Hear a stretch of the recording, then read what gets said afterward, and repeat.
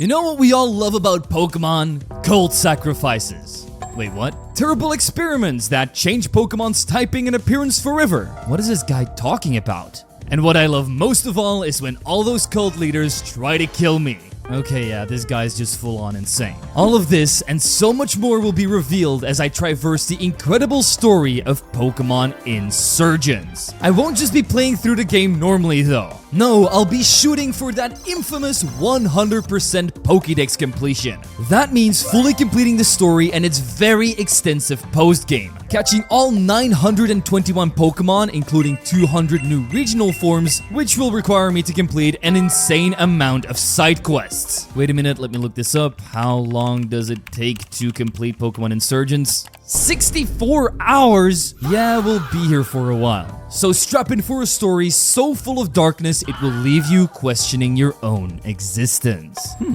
Maybe this guy's actually pretty cool. I'll give it a watch. Our journey takes place in a new region called Tauren, and like the name suggests, it's being torn apart by many cults. I find myself trapped in a cell, being held hostage by Darkrai cultists. And from what we can gather, our memories are being eaten by a Gengar. Eventually, we're left alone, because, you know, you can't miss a sacrifice. They're so fun after all. And that's when one of the Pixie Guardians, Mew, appears to save us. Once I'm freed, I run for my life, but every single door is locked with a fingerprint scanner. Eventually, I stumble upon a big pool of blood. After a quick taste test, we collect some DNA from it, which lets Mew use its powers to transform me into a cultist. This lets me join one of their rituals unnoticed. Leading them is a mad lady that sacrifices one of her own dudes as she yells out, "Voco virtutem umbrum dorminum," which loosely translates to Mega Darkrai being kind of thick. Can't argue with them there, but the sacrifice fails and filled with rage, she kills 2 more grunts. Yeah, this lady could definitely benefit from some anger management books. Considering I don't want to be next, I dash for the exit, escape, and arrive in Telnor Town. Here we're greeted by a kid named Damian. He asks me all sorts of questions, but because that Gengar ate my memories, I can't really answer to any of them. Together we go to the local professor to see if she can help us out with anything. But this Giovanni lookalike seems to be ruining the party. Turns out he's the leader of the Perfection Cult, a group that wants to create the perfect Pokemon. They've experimented on so many of them and even created the Delta species, which, considering this game came out 12 years ago, is very impressive because by then the Pokemon Company hadn't even made regional forms. It could actually be that someone at Game Freak got the idea from Insurgence. Anyway, he leaves us with 3 Delta Pokemon to choose from. Of course, I picked the best one, Charmander, which is now a Dragon Ghost type, but we also could have gone with the Fighting Dark type Squirtle or the Fairy Psychic type Bulbasaur. Damian ends up taking the starter that's good against us, but we are blessed with some holy RNG in our very first battle, as our Twister doesn't only get a flinch, but also a crit to easily KO his Ninja Turtle. After witnessing our battle, the professor sees the potential in us and hands over a Pokedex and some Pokeballs, with her ultimate life dream being to fully fill this thing out. I really felt like wasting 60 plus hours of my life, so my good deed for the week would be to fill this out for her. I started by backtracking to Shade Forest, where we get our typical early game fodder. Weedle, Caterpie, both Nidorans, Pikachu, Ghastly, and Patrat. After turning myself into a Ruined Maniac, I also dig up some ground and rock types in Telnor Cave like Nosepass, Geodude, Cubone, Onix, Diglett, Roggenrola, and Baltoy. I also ran into a weird looking Kyogre and Groudon, but when I tried to capture them, they just started talking. Oh, they're just the Kyogre and Groudon cults. And they're planning to assassinate the Augur, which is like the holy god of this region? It's a good thing he was in town so we could warn him and stop them before they could even enact their plan. With his gratitude and blessing, we are now free to embark on our own adventure, even convincing Damian's strict parents that he's old enough to become a Pokemon trainer. But this mom isn't actually his real mom, and you can see that he doesn't really like her either. However, I'm not here to snoop in on family drama, so let's head to our next stop, Midna Town. Along the way, I nearly start my own little farm by capturing the horses Ponyta and Blitzel, but also Meowth, Purloin, and the ancient transitioning Abra that just kept teleporting away like in every playthrough you try to get him. After Charmander also evolves into Charmeleon, we arrive in Midna.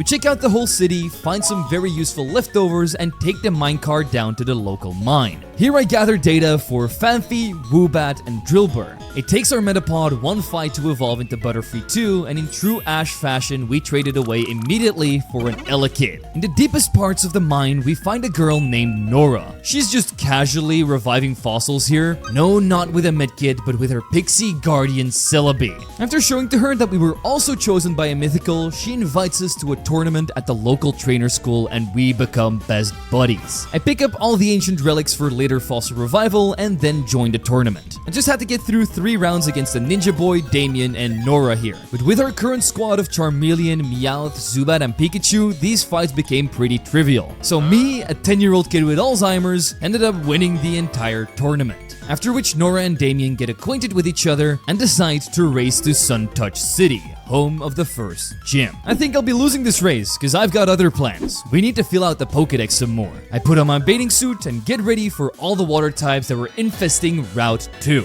grabbing Totodile, Marill, Staryu, Buizel, and Bidoof.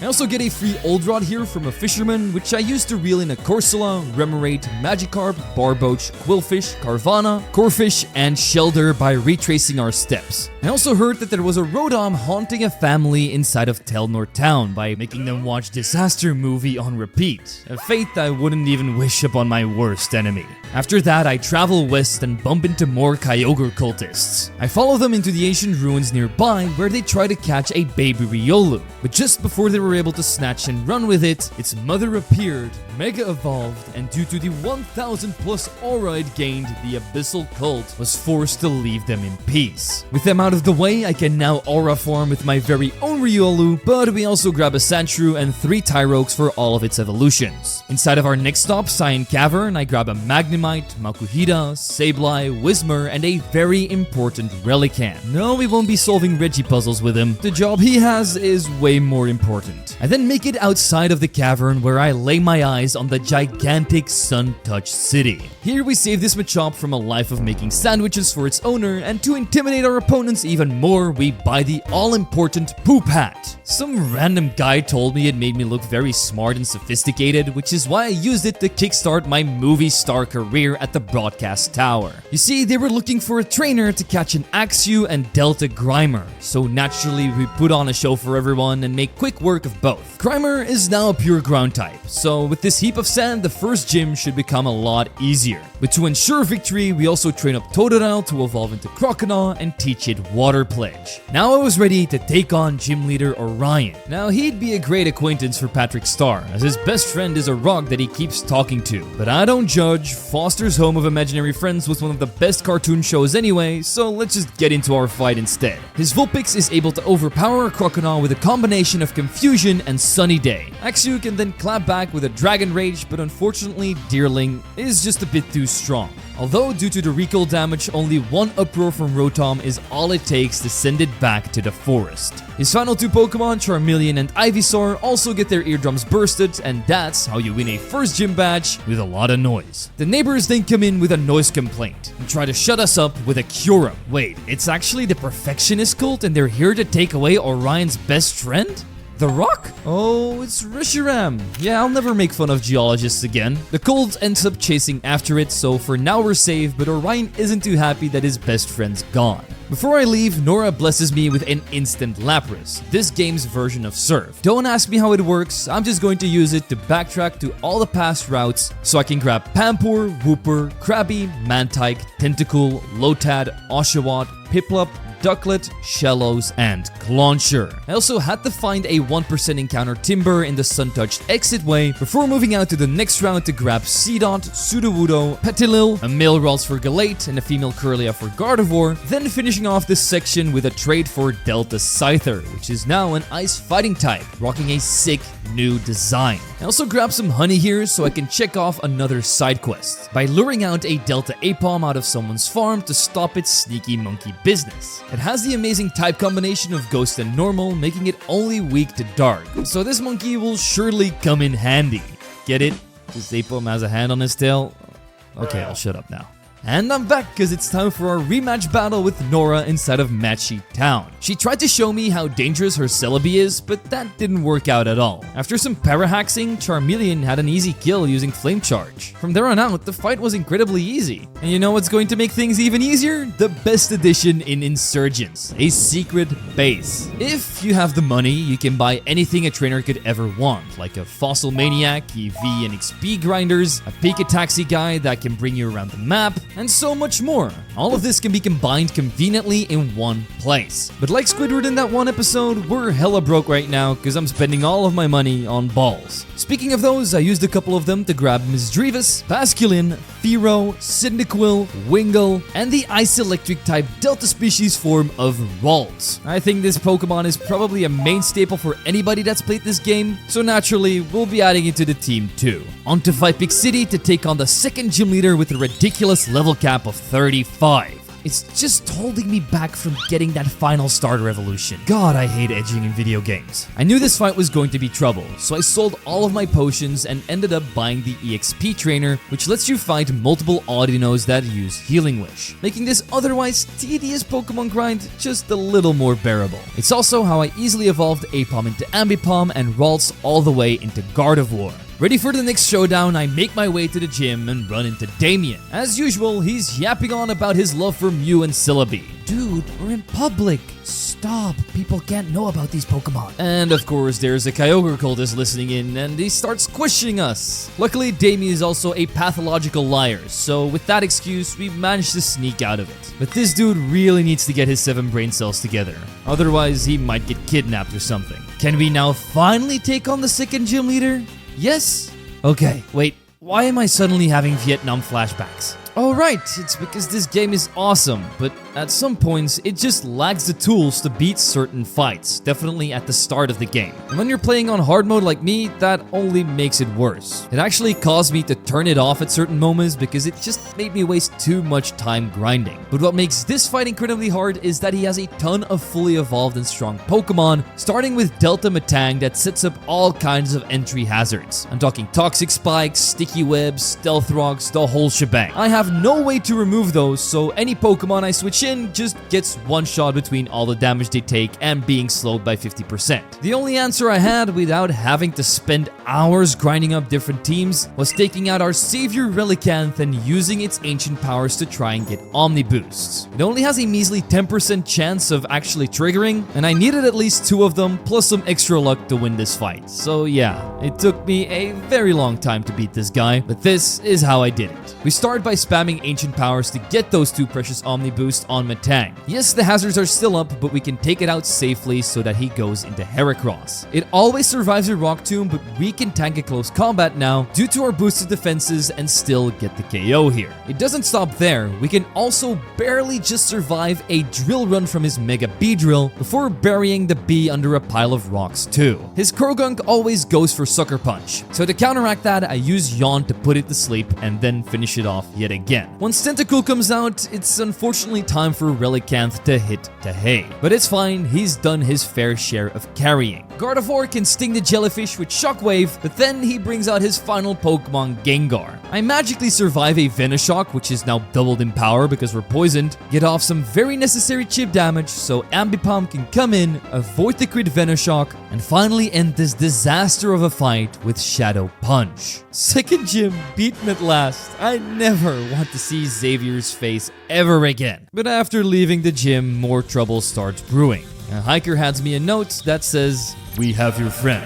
Come alone to the city dump or he dies." Naturally, I rush over, but I'm not helping him out just yet, because he put himself in this situation. I got more important things to do, like collecting garbage by filling up our Trubbish with Grimer, Venipede, Stunky, and Gulpin. The place was also crawling with Abyssal Cult members, but we managed to defeat all of them without much trouble, netting us enough experience to evolve Charmeleon into Skeletal Charizard, a much needed increase in firepower. Now let's go and save Damian, who's being held hostage on an island that's surrounded with green toxic sludge. No, this isn't a Rick and Morty acid vat situation. If he falls in there, he will die. All the cultists demand to save his life is for us to hand over Mew. So I answered by serving them all up with Charizard. They burst out in rage and call on Mew to save our friend, otherwise they will throw Damian to his death themselves. Our soft-hearted friend ends up appearing and summons one of his mystical friends, Shaman. It floats over to Damian and in an instant purifies the acid into fresh drinking water with its signature move, Seed Flare. The cultists are shocked and overwhelmed by seeing two mythicals at once, so they call for a tactical retreat, while the grassy hedgehog actually joins Damian as his guardian. Of course, the first thing he wants to do is find Nora to tell her all about it. Did he really not learn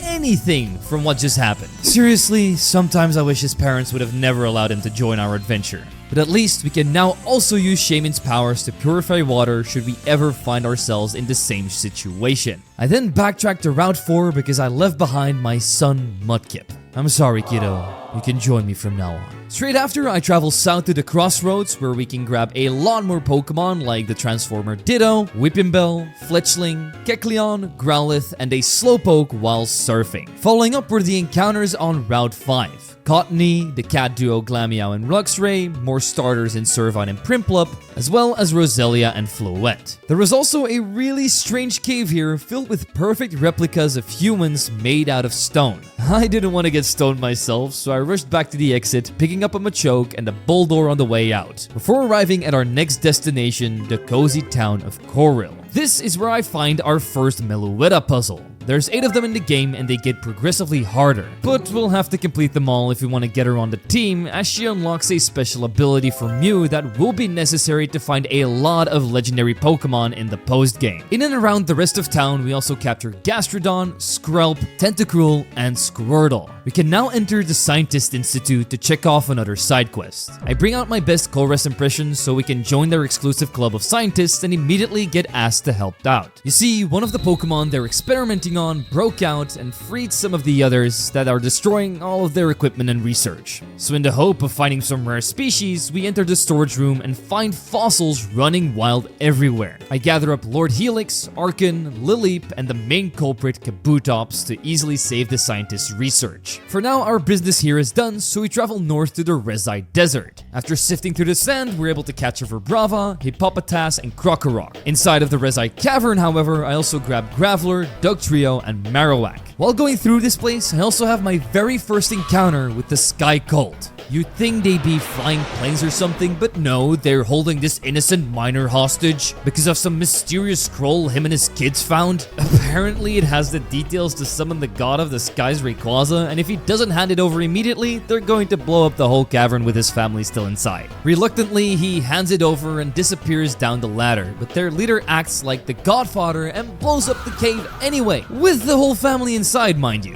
Unbothered by their crimes, they then leave for Helios City where they want to blackmail the Augur into summoning Rayquaza for them. Shocked by these events that just took place, I make a run for an exit before we die in this cave too, and end up bumping into Damian. His Barbarian immediately throws out Infernape, so to defend myself, I bring in Charizard. He can easily deal with this Infernape, but when Luxray hits the field, I swap out to Relicanth, predicting a super effective Dark-type attack. But apparently, that was too obvious, as I'm hit with a super effective Massive Wild Charge. I sacrifice my Rockfish, bring in Muck, tank an Ice Fang, and retaliate with an Earthquake. His Groudon was a big problem though, turning my Muck into mud, plus KOing Gardevoir too after tanking a Shockwave. Luckily, Fake Out from Ambipom can finally stop his menacing Crawfish. Scyther then deals with Shaman by getting a lucky crit with Ice Ball, which only leaves his starter Delta Blastoise. It makes easy work of our icy friend, so all hope now rests on Charizard's bony shoulders. I go for Dragon Breath, get the para, and the turtle stays paralyzed for 2 whole turns. And that's the only reason I managed to win this battle. I'm just glad I don't have to go back to reset hell. After this, I explained to Damian what I just witnessed. When his ears pick up that his favorite human being, the Augur, is going to be blackmailed, he immediately springs into action and rushes into Helios City in the hopes of saving him for a second time. On the way there, I make a quick pit stop at the desert town of Roggen to trade our Sableye for a Larvesta and collect a free bike too.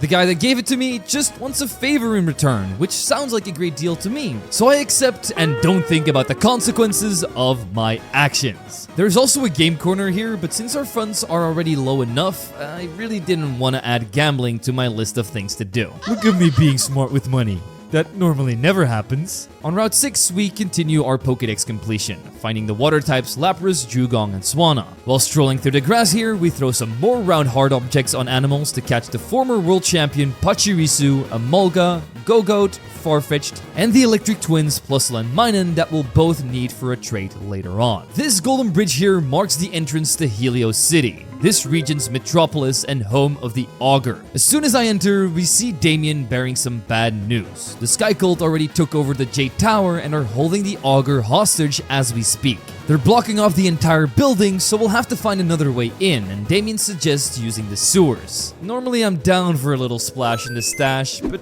I'm not ready to get my clothes dirty just yet. I got some catching business on Route 7 with Chimecho, Pumpkaboo, Stoutland, Chatot, Skitty, and Phantom. Inside of Helios itself, I find a whole lot of traits and gifts. I'm given a useful Life Orb and a Bonsly, plus we also traded away our Stunky for a Smeargle, and after evolving Verbrava into Flygon, we can also trade him away for Delta Lotad, who's now a very wise Water Psychic Wizard. One last quick stop at the big department store to pick up a bunch of evolutionary items, and I was ready to get myself dirty. Through the basement of the department store, we're able to get into the sewers. Not only do we clear out a ton of the polluted water with Seed Flare, but I also grab Fungus, Coughing, and Yamask. Inside of one of the secret chambers here, we also found our second Meloetta puzzle, which means there's still 6 left to go. Can you tell that these things are the bane of my existence? Because they really are. After crawling through some vents, we eventually end up in the Helios Underground, home of the Black Market, a place full of illegal activities such as people competing in Nuzlocke by making their Pokemon fight to the death. Something I would, of course, never partake in. The only thing we do here is pick up the bargain of a lifetime, a free Super Rod. I don't know what their business model is, but I won't complain about it. On the north side of this place, we find the Perfection Cult's hideout. Inside, we find 2 familiar faces, Teen and Rukra. They claim to not be a cult, which is what every cult says, but sure, and explain their intentions of creating the perfect Pokemon, a monster without any weaknesses. Their first experiments were the Delta species, but that wasn't what they were looking for, so now they have focused their attention on Mega Evolutions. And Rukra offers us a deal. We just have to battle Teen and his new Mega Pokemon so they can collect data on it, and in return they will grant us passage so we can save the Augur. We don't really have a choice here, do we? So we let Teen wipe the floor with us, which means we have to go back to some tedious grinding. Through all the trainer battles I had until this point, I managed to save up a significant amount of money, which we can now dump into upgrading our secret base to make it the perfect grinding environment by buying the Nurse and EV Trainer. I won't bore you with the specifics, so just assume that going forward, we'll be doing all of our leveling and EV grinding here. With our team buffed up, we were ready to fight Teen once again. He leads with the legendary shell of a Pokemon, Kyurem. I start by lowering its speed with Mug's Bulldoze, making it an easier kill for Ambipom, who can hit it with a Fake Out into some double hits. I do take massive Ice Beam damage, but that's a good thing, because now we can use our Destiny Bond to take down Pyroar with us. I bring out Charizard next, and he goes for Stunfisk, which then Mega Evolves into this Resident Evil looking at monster. We're able to chip it down with 2 Shadow Balls, but it's still able to knock us out with Thunderbolt. Luckily, Scyther can then send this Fish and Grumpig to the slaughterhouse, winning us the fight. The data they got must have been very juicy, since Rukra now grants us passage and even gives us both a Mega Ring. Naturally, it's connected to their system so they can collect data when we use it, as nothing is free in this world, I guess except for the bike and the Super Rod, but it's something I'm gonna have to live with. I also found the Mega Stone for Delta Charizard, which I immediately give to our starter before making our way up the staircase together with Damian so we can approach the Augur together, who's having a conversation with the gym leader East. While our golden locked friend is happy to see us, he is unsure why we're here, so we explain what's happening. But what happens next breaks our friend's heart. He brings out the Sky Cult and reveals himself as their secret leader. And now that we know too much, he has to bring us down.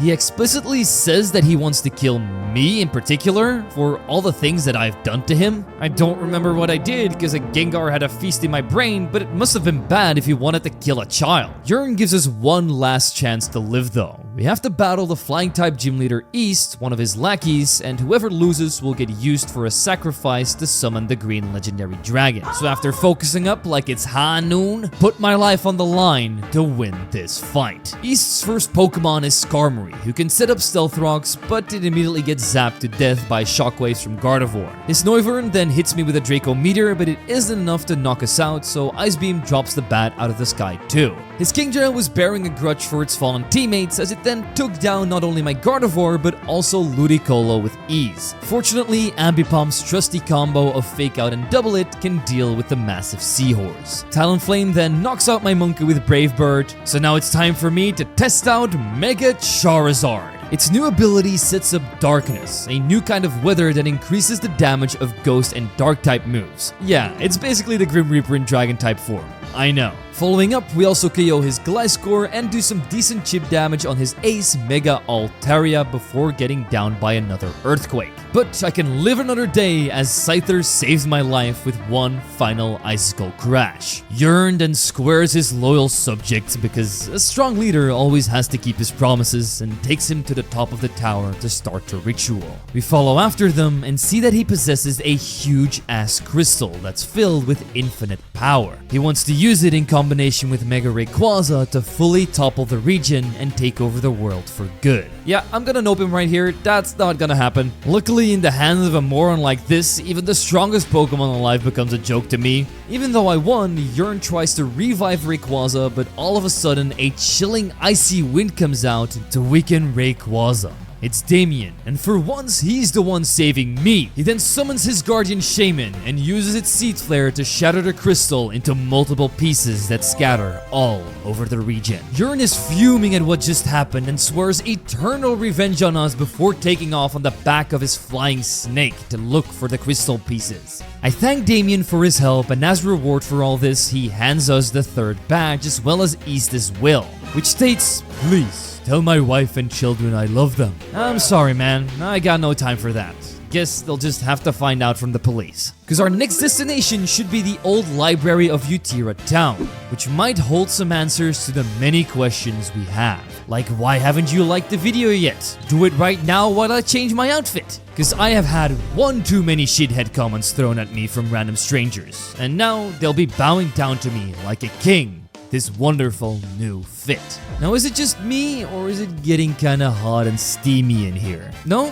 It's just a cave we're in? Okay, let me just grab Druddigon, Slugma, and Heatmore then before moving on to Utira Town. There in front of the library, we meet up with Damian and Nora. They tell us about a certain prophecy where a hero emerges and was chosen by a guardian to save this world. But nobody knows the true full story to this legend, as they haven't really found any books or evidence on it. I didn't want to gather research with these two before knowing that they were ready to face any dangers up ahead, so I challenged Nora to a quick battle. While her Aegislash hits a priority Shadow Sneak, our Charizard is able to hang on with 1 HP, letting us get the KO with Shadow Ball. This makes her bring out the bane of Game Freak's existence, the original Mega Flygon. This is why they won't give it a Mega. They just can't exceed this design. And I'm not gonna blame them, because this is peak. But it's not as good as you think, because one Dragon Pulse easily gets it off the field though. Fortress then gets Destiny Bonded by Ambipom because we ended up missing a couple of double hits. Gardevoir freezes her Celebi with Ice Beams. With the combined efforts of Charizard and Muk, we squash her bug Leavanny, while Crobat gets Abracadabra Alakazammed by Ludicolo. Now I know they're strong enough, but before moving on with the story, I went Delta hunting, because there's quite a few we missed. First up, Delta Budju, who was hiding behind a secret bookshelf in the library. It's been turned into a dark fairy type wrapped in a blankie, but don't underestimate this comfy cutie because its final form Roserade is a force to be reckoned with. I then send off a second Totodile we got in exchange for this delicious looking crab. Now a fairy normal type straight out of Pokemon Sweet Tooth. Inside of Vipic City, we left some snacks inside of a tree trunk which attracted Delta Wooper, now a grass fire type. He might be ready to go trick-or-treating, but we have one final catch remaining before we can do that, and that is Delta Pidgey, whom we found in Samsara Cave wave after clicking a button on a statue. With the Dark Dragon type in our midst, we start evolving all of these new Delta Pokemon, getting the Halloween monster Quagsire, the Vanilla Cherry Cake Crustle, Pidgeot the Cockatrice, and Roserade the Shadow Dancer, which is fittingly also its ability. Now let's try some of these bad boys out by wrecking this library. After some research, we find a locked door leading to the abandoned wing. And just as we're trying to open it, the librarian stops us and asks what we're doing here. Nora doesn't even hesitate and just spills everything to him like, come on guys, we need to be careful. Didn't you learn anything from what happened so far? This guy could be a cultist for all we know. Nah, there's no way. He seems way too understanding and even unlocks the door as he accompanies us through the rest of the library. In here, we vacuum up some ghosts like Litwick, Dusclops, Mismagius, Banette, and even Gengar, bringing up our Pokedex total to 169. Nice. At the end of the ring, we find a strange orb, but the librarian tells us that nothing has really ever happened here. But the moment I step up, a prophet appears with this old manly voice. He's the person that tells us about the real prophecy that goes like this. One day, a hero chosen by the Pixie Guardians will go on an adventure to defeat every cult in Torrent. But in the end, he will betray his very own friends and join the Infernal Cult for good.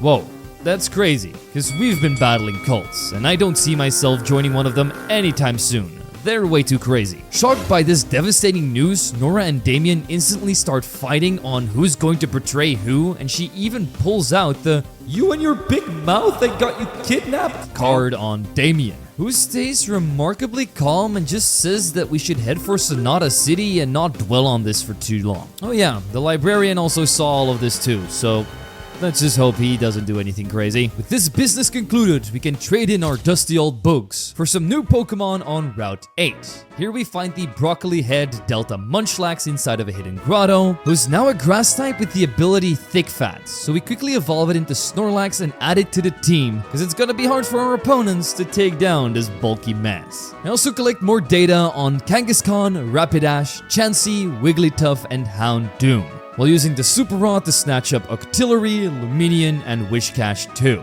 This route then leads us further to Miara Town, but before we can enter, a cultist appears. She's talking to herself about how she might leave this place for last once her plan of flooding the whole region is in full effect. What's with people trying to drown the planet? Don't they understand there's too much water already? I give these evil intentions a 7.8 out of 10. I track her down to the local museum where I revive every single fossil Pokemon except for Aerodactyl, because that's the only fossil we haven't found yet. The main attraction of this museum is a blue orb, and before you ask, yes, it's the one Archie once stole to bring Kyogre back to life many moons ago. The security guard protecting this ancient relic lets us take a closer look, but out of nowhere, that cultist from before appears and demands that the guard steps aside. Turns out she's actually the leader of the Abyssal Cult, but she isn't here to take the orb. Instead, she opens up a secret compartment and pulls out the Tidal Bell, an item needed to summon the legendary Lugia.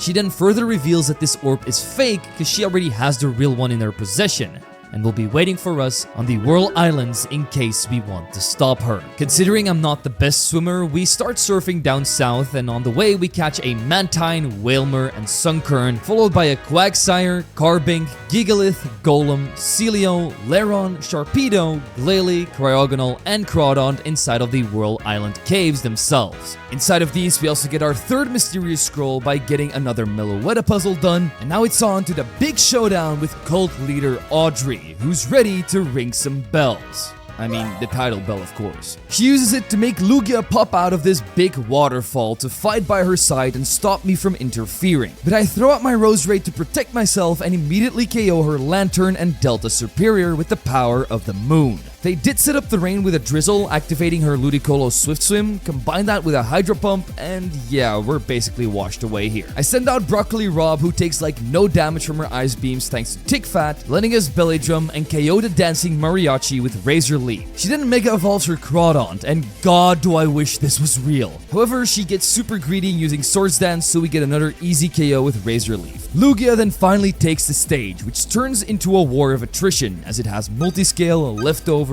Roost, and even Toxic and Whirlwind too. This combo gives you one of the worst stallers ever before Toxapex was even a thing. It takes a whole team effort to finally take it down with a critical hit Thunderbolt, finally ending the annoying stall war, while Gardevoir and my newly evolved Scizor can take out her final Pokemon Swampert. After we defeat her, she promises to kill us shall we ever cross her path again, and then moves on to the next part of her plan by moving the Abyssal Cult out of the islands. We're not able to track them down, so I move back to the city myself, where I find this sailor in desperate need of help as his trading outpost has been overrun by pirates. So in the hopes of a nice reward, we agree to help him keel haul all the pirates before finding out that this whole show is being run by a Delta Axew. This tiny tiger shark has been turned into a water type now and will evolve into a water steel type once it gets to Haxorus. The last area I wanted to check was the Miara archaeological site. Here I spent over an hour just smashing rocks to find the old amber. The only way as far as I know to get Aerodactyl. But it wasn't the biggest time waste ever, as we also found some rare items like IV stones and heart scales here, which we desperately needed anyway. They can respectively be used to buff our Pokemon stats and make them relearn old moves. As I try to leave town, we get stopped by the same guard from the museum. He was feeling bad for not being able to protect the child, so for keepsake he gives me a Pokeflute, which I can then use to wake up and catch the sleeping Snorlax, blocking the way to the next route. Here we see Yearn and Persephone talking about how I destroyed all of their plans and that we might be the chosen hero to fulfill the prophecy, something they cannot allow to happen under any circumstances, so Yearn promises to take her and her cult down if they do not succeed in killing us. Oblivious to all of this, I just go back to catching some Pokemon like Ninetales, Hawlucha, Raticate, Loudred, Primeape, and Klefki, before checking another hidden grotto where we can catch the Rocket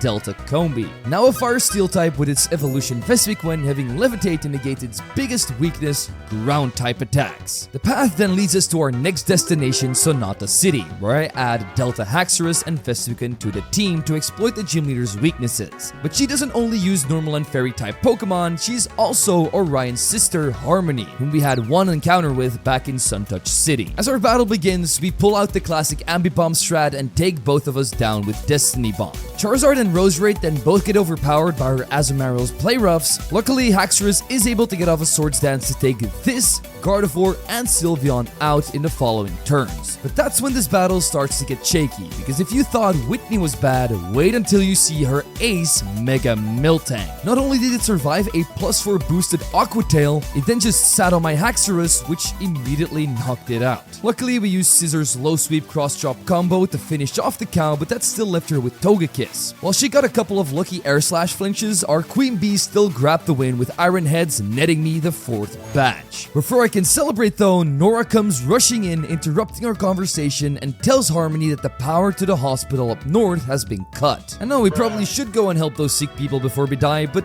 I've got a couple of side quests to complete here. They'll just have to hang on to their dear life a little longer. First, I make my way to the Sonata racetracks, which is just like real life horse racing but with Pokemon. I enrolled our Quagsire despite not being a speedster, and that became very apparent when the only Pokemon it could beat was a Shuckle to grab 3rd place. But this is a very creative and fun minigame that reminds me a lot of the Pokeathlon from Heart Gold and Soul Silver. I can't forget my role as movie star either though, so for this call-up we needed to inspect an elusive Eon Pokemon, Latios, who unfortunately fled the scene way too quickly. Not my problem, I'm still getting paid, but you know what I like more than money? Catching new Delta forms. So on Route 4 in this hidden grotto, I grab a Fire Poison type Sunkern. Despite its cool new design, it's still one of the worst Pokemon ever, so it's just going to rot into the PC. Now let's finally check out that nursing home in Sonata Hills. In the basement, I found a weakened Litwick, so after feeding it an Oranberry, it recovers and jumps into one of our balls. The now Fairy Fire type Chandelure is definitely a great addition since the next gym specializes in electric and steel types, and we were lacking some strong fire type Pokemon for this one. Now who's responsible for cutting the power? Nosferatu! No. It's Rukra and Teen apparently. Turns out he and Harmony know each other, and in exchange for the power, he wants access to a special room, the one where Harmony's dad is located. He's been in a coma for a while, and he has a medicine that might just cure him. So she reluctantly agrees, but as we all go upstairs, something terrible happens. You see, this medicine contains the Pokérus virus, which could potentially make her dad immortal. With no other option left, she injects the virus, and her father takes a second, but then gets up and transforms into a Deoxys human hybrid. Oh god, what have we done?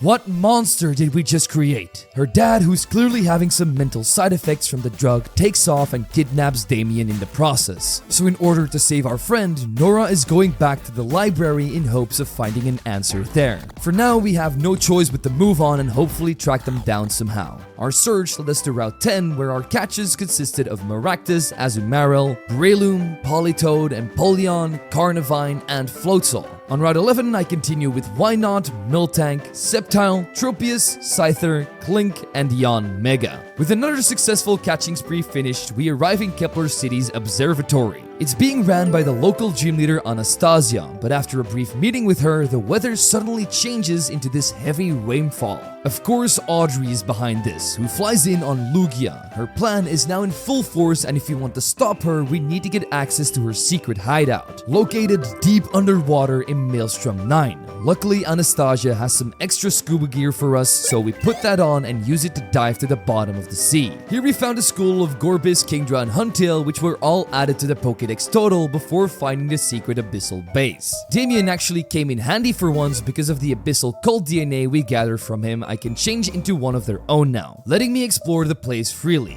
After getting access to Audrey's DNA, I can then gain access to the final floor to finally confront this mad lady and stop her nonsense. She first explains her reasoning for all of this. You see, most of the ocean is still undiscovered and riddled with powerful deep sea monsters. She wants to use those to take over the world. However, as we all know, water Pokemon can't fight on land, which is why she needs Lugia and Kyogre to flood the region so she can unleash that army. I don't want Torrent to be turned into a literal sea world, so I throw out my walking Desert, get poisoned by Toxic, and set up a Shell Smash. However, this is going to help me because it powers up Facade. That's all we need to not only take down Lantern, but also Ludicolo and Primal Kyogre. Imagine having to explain to Arceus how you lost as a god of the sea to a literal piece of cake. But hey, at least her Quadrant can finally redeem herself by stopping us. From there on out, Snorlax and Mega Charizard clean up the fight, and after her defeat, Harmony's dad Malde shows up with Damian, who's also been turned into a part Deoxys and doesn't seem to behave like his usual self.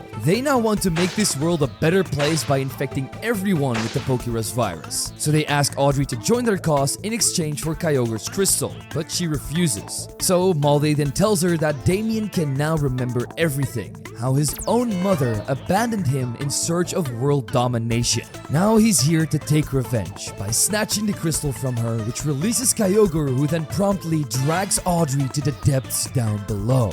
I guess in the end, she did perish in some kind of sea world, so maybe her dream did come true. But I still want to see the world, so with one of the cults defeated, we regroup with Harmony and tell her everything we just witnessed. She and Nora will get to the bottom of this while I get ready to take on Anastasia for her gym badge. But before that, we get a glimpse of another cultist appearing in the Abyssal hideout, and they look like Giratina. I swear I will start my own Swampert cult if one more of these shows up. You can sign up for our first rituals down below. Anyway, on to our 5th gym fight where our Chandelure melts down her keychain. For Mega Metagross, I swap in Vespiquen knowing that it will go for Earthquake and we can negate that with our Levitate. After a few Flare Blitzes, our Rocket Bee soars to the top, but Electivire is different gravy though. Not only smashing my Bee, but also freezing Snorlax with Ice Punch to get a second KO. Expecting a heal, we go into Crustle, Shell Smash twice, getting us an easy KO. However, her Magnezone then lands a fatal Thunderbolt. Mugdem brings down her Magnezone to its 30 with Earthquake. However, when I'm about to deliver the finishing blow, she goes into her levitating Rotom Wash to prevent that. From here on out, Charizard and Chandelure can sweep up the rest of the fight, and with our 5th gym badge in hand, we follow Anastasia to her secret workshop under the gym. Here we see her and Teen finishing up a shady transaction for a very powerful piece of Zekrom armor only she could design. Apparently, they were able to recreate unlimited Master Balls, which is how they got their hands on Zekrom, and even though this will allow them to capture every legendary, their ultimate goal is to fuse Kyurem, Zekrom, and Reshiram to create the perfect dragon. But just as he finishes talking, Orion barges in and blows our cover. Enraged by what's going on, him and Teen decide to fight it out with the loser gaining control of the other's legendary. Unfortunately, Reshiram doesn't stand a chance against the armored behemoth and loses the fight as well as his best friend. Teen's eyes then focus on me as he's about to use his tech to shut us up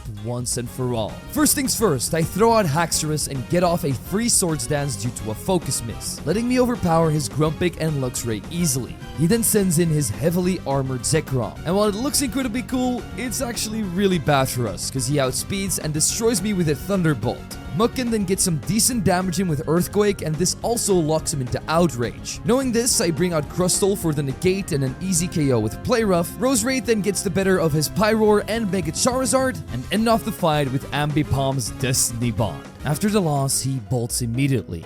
Orion, still shaking, swears he'll save his friend at any price and takes off after him. I then confront Anastasia about this whole ordeal, but she tries to play innocent. She didn't know it was for a cultist and was only doing it for the money. Sure, lady, whatever helps you sleep at night. At least she offers to sell us some more armor she created for Tyranitar, Leavanny, and Flygon, plus there were some hidden machines here that let my Rotom change forms. Since I was starving, I turned him into a microwave to cook a delicious Hot Pocket and then traded it away for Steven's favorite Pokemon, Beldum. But we won't have it for long, cause after evolving it into Metagross, I traded it away for an electric flying type Delta Coughing in Miara Town. After diving down near the Royal Islands, we also find Delta Clamperl, which we evolve into Gorbis, who gains the Fairy type on top of its already new Dragon typing. Next comes a full PC Purge. We basically evolve everything we've caught so far to inflate the Dex count. I'm not going to waste your time explaining that Pidgey becomes Pidgeotto. Here are the highlights: Delta Weezing, Blissey, Lucario, Volcarona, and some trade evolutions like Scizor, Dusknoir, and Trevenant. Shout out to this old lady in the Helios City black market who made these trades possible with her special trade evolution Dust. After this whole ordeal, we jump from close to 200 all the way to 360 total Pokemon. A nice dent, but there are still 561 Pokemon remaining for us to catch, so with no time to waste, we continue to do just that. I arrive at my next destination, Nazca Town, where in the local cave we capture Solrock and Lunatone before exiting into Murk Forest. A place not only riddled with fog, but also lots of opportunities for data collection, as we find Honchkrow, Venomoth, Vileplume, and Joltik, plus another hidden grotto for the pure grass-type Delta Scraggy. But my catching spree doesn't stop there. I also hit up the local Safari Zone where we catch an Electros, Leavanny, Girafarig, Audino, Delibird, and Golurk, and that let us move on to the fiery caverns inside of Hecate Town, where I catch the fire types Darmanitan, Torkoal, and Magmar before I'm hit with another fun Meloetta puzzle, which after 30 minutes of solving grants us our 4th scroll. Now we're halfway through puzzle hell. At the back of the cave, Nora then joins us to face the leader of the Infernal Cult. He looks awfully familiar and turns out to be the librarian from Utira Town. His name's Zenith, and of course he has the knowledge of the real prophecy and doesn't fear anyone or anything anymore because it was foretold that one of us would betray our friends to join them. He thanks us for this free intel, and in a fit of rage, me and Nora lash out at him. My Charizard can immediately knock out his Blaziken while also bringing down his Chandelure to his Focus Sash. I send out Haxorus, set up a Swords Dance while he heals, and then take it out with Aqua Tail. The same goes for Volcarona despite its Pasho Berry, but the momentum stops when Excadrill drops Haxorus with Earthquake. Luckily, Delta Scrafty answers back, taking it down with Low Sweep into Woodhammer, while his ace, Mega Macargo, lands a Fire Blast. I don't know why, but I think this is one of the funniest Mega designs. It just looks so naked, and it still really isn't all that great, because all it takes to finish it is a couple of Dark Pulses from Roserade. With the combined powers of her, Gorbis, and Weezing, we can then end off the final Pokemon Diggersby to take down another cult leader. However, this isn't the end of the Infernal Cult, as Zenith turns his attention to the lava and starts chanting Latin phrases. I think he clearly wants you to subscribe, or is he just summoning Groudon? He then vanishes with it, and this time he didn't share their plan with us. A smart villain? I honestly didn't know those existed. From this point onward, Nora heads back to the library to investigate, and we're sent onward to challenge the next gym leader, Diana, in Serene City. In the meantime, we knock out a side quest clearing the local forest of spiders. I honestly hate this because of my arachnophobia, but we get rewarded with Ariados. We can also get a Delta Pokemon here later once we unlock one of Mew's extra abilities. On Route 12, I catch Spinda, Tangrowth, and Cacturn, then reach Serene City, but before we tackle the gym, I trade our Golem for a Pupitar, which I also evolve into Tyranitar immediately. This then allows us to go further north, where we find Persephone and her sister Diana talking about the heavy past they share,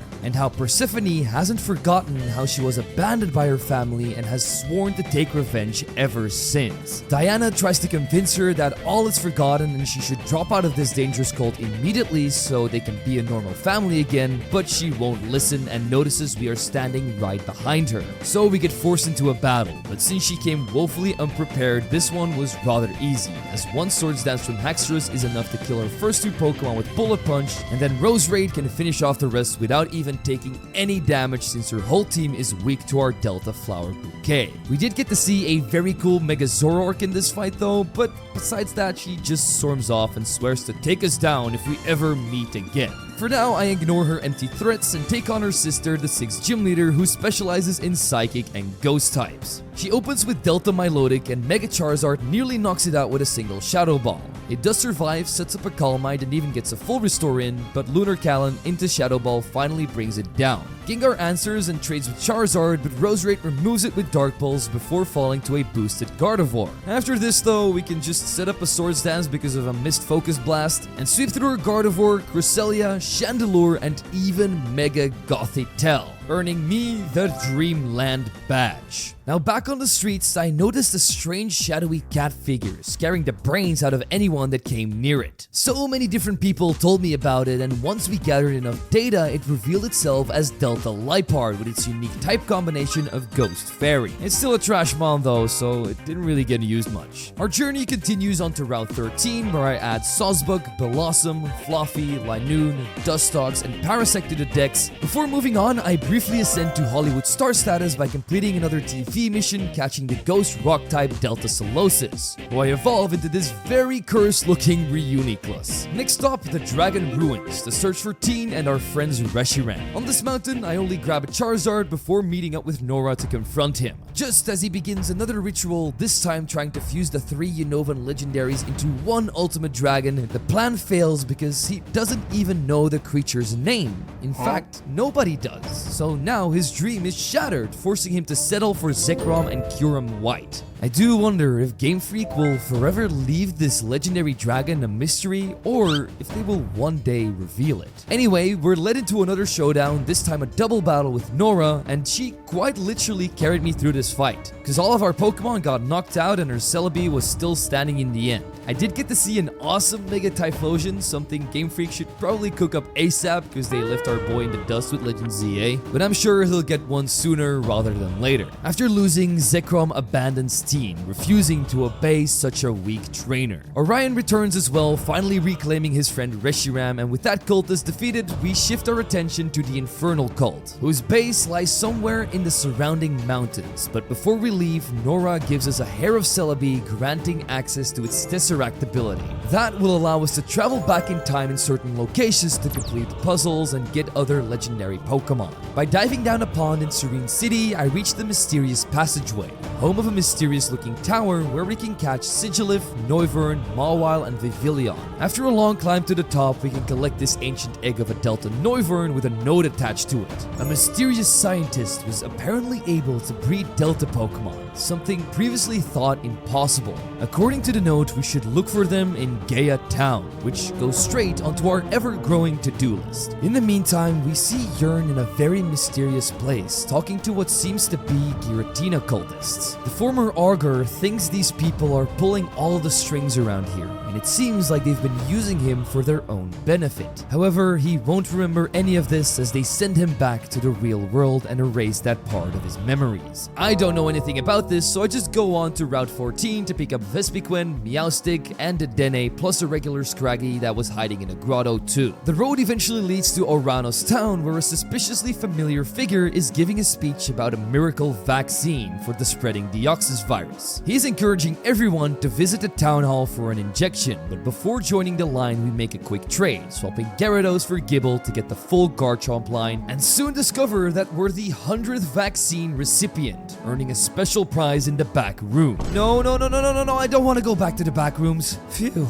It's just Zenith and a brainwashed old woman. This granny attacks us on his demand, but the fight ends quickly and we send the poor lady back to the retirement home, where they will hopefully not mess with the power this time. After going in pursuit of Zenith, the adventure continues onto Route 15, where I collect more data on Manectric, Togekiss, Zangoose, and Absol. Plus, a side quest where I needed to repair the electrical grid of a tower because otherwise this scientist would have gotten fired. Now, like every puzzle in this game, it's tediously hard, but our reward was a Delta Syndicate Cyndaquil, now a pure electric type that will turn into an electric steel type once he evolves into Typhlosion. I'm sure he's going to come in handy since the next gym is going to run a rain team. Speaking of that gym, the leader is Calreath, who we meet up with in Ampharite City together with Nora. He's also Diana's boyfriend and would love to help out to take down the cults because he was also chosen by the Pixie Guardian Manaphy. Calreath believes a friend of his may also be able to help, but we'll have to find him in a cave to the south if we want to meet him.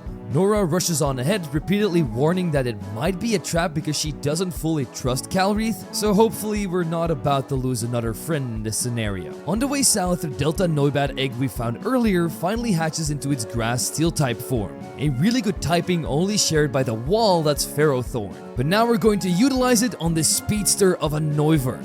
We also make another trade giving away Scrafty in exchange for a regular Noibat, and I also make a quick stop at Mount Rose Base to expand the Pokedex even further with Chestnut, Ninjask, Stantler, Escavalier, Granbull, Heracross, Azelgor, and Shedinja. South of Ampharite, I surf toward the Crystal Caves, picking up Grumpig and Slowking along the way, and using Celebi's time travel ability to clear the path forward. Soon after, we link up with Nora and are approached by a paranoid king-like figure who refuses to give us his real name. He reveals that he was once chosen by the Pixie Guardian Victini, which earns at least a little trust. He also shares the origin of the crystal Damian shattered with Shaman back at the Emerald Tower. It was created by Arceus to shape and remake new worlds, but never meant to be used due to its dangerous powers. That was until the cults learned of its existence and came after it.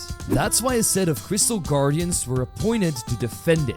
This group consisted of some incredibly strong people like Steven Stone, Cynthia, this king before us, and so many more. They were being led by the first Augur, who later convinced them that the only way to stop the cults was using the crystal. They allowed its use, but he lost control and was defeated before finishing the job. From that moment on, the cults took over and the new Augur was appointed. So it's incredibly important for the future that this crystal returns here in the care of its guardians. It's currently spread out in shards that are owned by Yearn, Rukra, and Malde. This is why I was chosen by Mew, to save the region and help its people by returning the crystal to its rightful place. Now my Pixie Guardian grants me its full strength after an encounter further within the cave. After capturing Mew here, I regroup with Nora and the king, who then shows us his Victini, indicating that we can indeed trust him on his word. Our ways split up from here as Nora goes on to inform Harmony while we head for the gym battle against Calreath. At the start of our fight, we lead with Mega Charizard to neutralize the permanent rain. How is that even possible inside of a building? Is this man God? Nah, it's probably just Pokemon logic. Anyway, he opens up with Heliolisk, setting up Livewire, a field hazard that paralyzes our switch-ins. Luckily, Dragon Pulse secures the KO.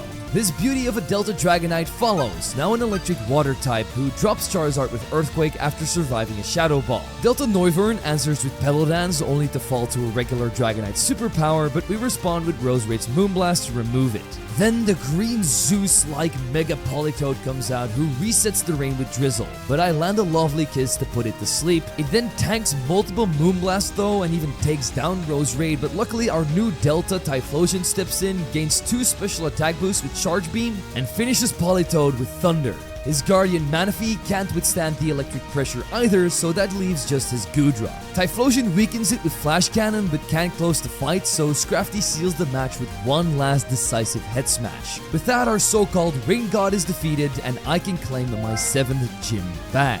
When we step outside, a broadcast suddenly appears on the radio tower TV. Cult leader Zenith is addressing the people of Tauren, warning them about the spreading virus and urging everyone to unite against those who oppose the vaccine, specifically calling out our friend Calreath and his girlfriend Diana. Hearing this, our blue-haired ally immediately rushes off to get her to safety, but our next objective is Mount Rose. However, my movie career takes priority. This time the TV mission asks us to tame a uniquely colored dragon in some ruins. After a bit of research, we discover it's a shiny dino, which of course gets added to our growing trophy case of Pokemon we will never actually use. Back to the real problem, the entirety of Rose Mountain is blocked off by cultists. Just as we start looking for another way in, Teen appears. He's been tracking us through the Mega Rings they gave us, and his leader Rukra has another deal for me. If we hand over Mew's DNA for his next experiment, they'll help us get up the mountain.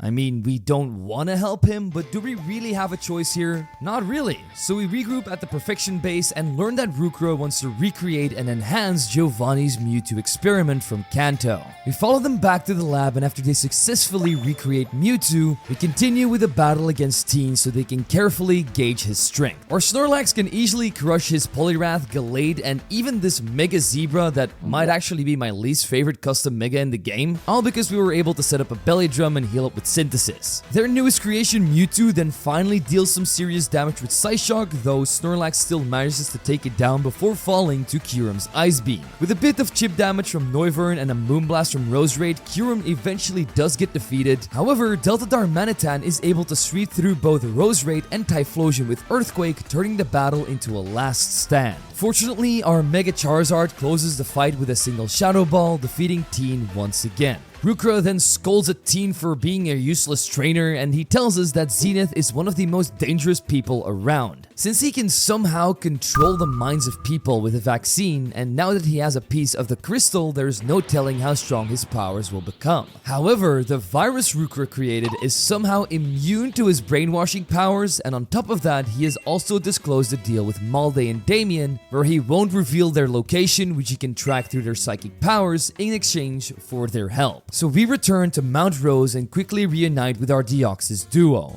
Malde has a simple plan. Damian slips through the checkpoint and lowers a ladder so we can sneak into the base unnoticed. He also explains that Damian has changed. He doesn't talk much anymore, but learning the truth about himself has finally given him some space. Nora, who has been worrying about him non-stop, is relieved to hear that. She'd be fine with Damian remaining half Deoxys as long as it's truly his choice. But enough emotional development, it's time to destroy another cult. After climbing the ladder to the summit, we add a few more entries to the Pokedex. Wormadam, Ursaring, Swablu, Beartic, and even a Delta Phantom that now resembles a beautiful cherry blossom tree. In the meantime, Calreath and Diana are escaping, but for some reason, Darkrai seems to be attached to her, and that's why Persephone is so jealous of her sister. She just wants Senpai Darkrai to notice her too. While that weird obsession continues, our path takes us through the snowy Dayrain town, where I trade my Girafarig for Zora and share a slightly awkward moment with a very Gibble-obsessed woman. I'm not judging, but these little critters were quite literally blocking me from going outside. I thought I was going to be stuck here forever. Eventually, we pushed them aside and went to Mount Rose Crater, where we evolved Phantom into the Fairy Fighting type Trevenant and grabbed the data on a very lucky 1% encounter Torchic and Flareon too. Further up at the hideout entrance, we meet Nora, Diana, and Calreath. To locate Zenith faster, we split into two groups. However, the plan collapses the moment Persephone shows up, demanding answers from her sister. The argument allures the Infernal Cult, and within moments we're captured and thrown into a cell while Zenith not only mocks us but also prepares to complete his ultimate plan, which is mind controlling the entire region to do his bidding. Just before the process begins, a massive tremor shakes the base, implying our friends were caught as well. Zenith leaves only a single guard behind for me. That mistake proves him costly because we turn into the most annoying human being and lure the cultist inside, then defeat him in a battle, take his DNA, and use it to transform into him. This disguise lets us escape and free Calreath, who joins the act by transforming as well. Together, we slip into Zenith's broadcast unnoticed, until Manaphy exposes us on live television. He demands that Calreath fights on the table, but before the battle can even start, he triggers a hidden trap door, sending our ally plummeting deep into the mountain. Now it's our turn to give this takedown a shot, and we're not going to fall for any of his tricks. The fight opens with Mug both burying Chandelure and Excadrill under earthquakes. When Volcarona enters, we pivot into our own Chandelure, absorbing Fire Blast with Flash Fire before burning it down with Flamethrower. From there on out, he brings out his big threat, Primal Groudon. Both our Crab and Chandelier get KO'd instantly, while Trevenant attempts to OHKO with counter, but he's smart and uses Lava Plume to get past this. Once again, our starter Charizard has to save the day by finishing the Godzilla as well as Heatran and Mega Blaziken.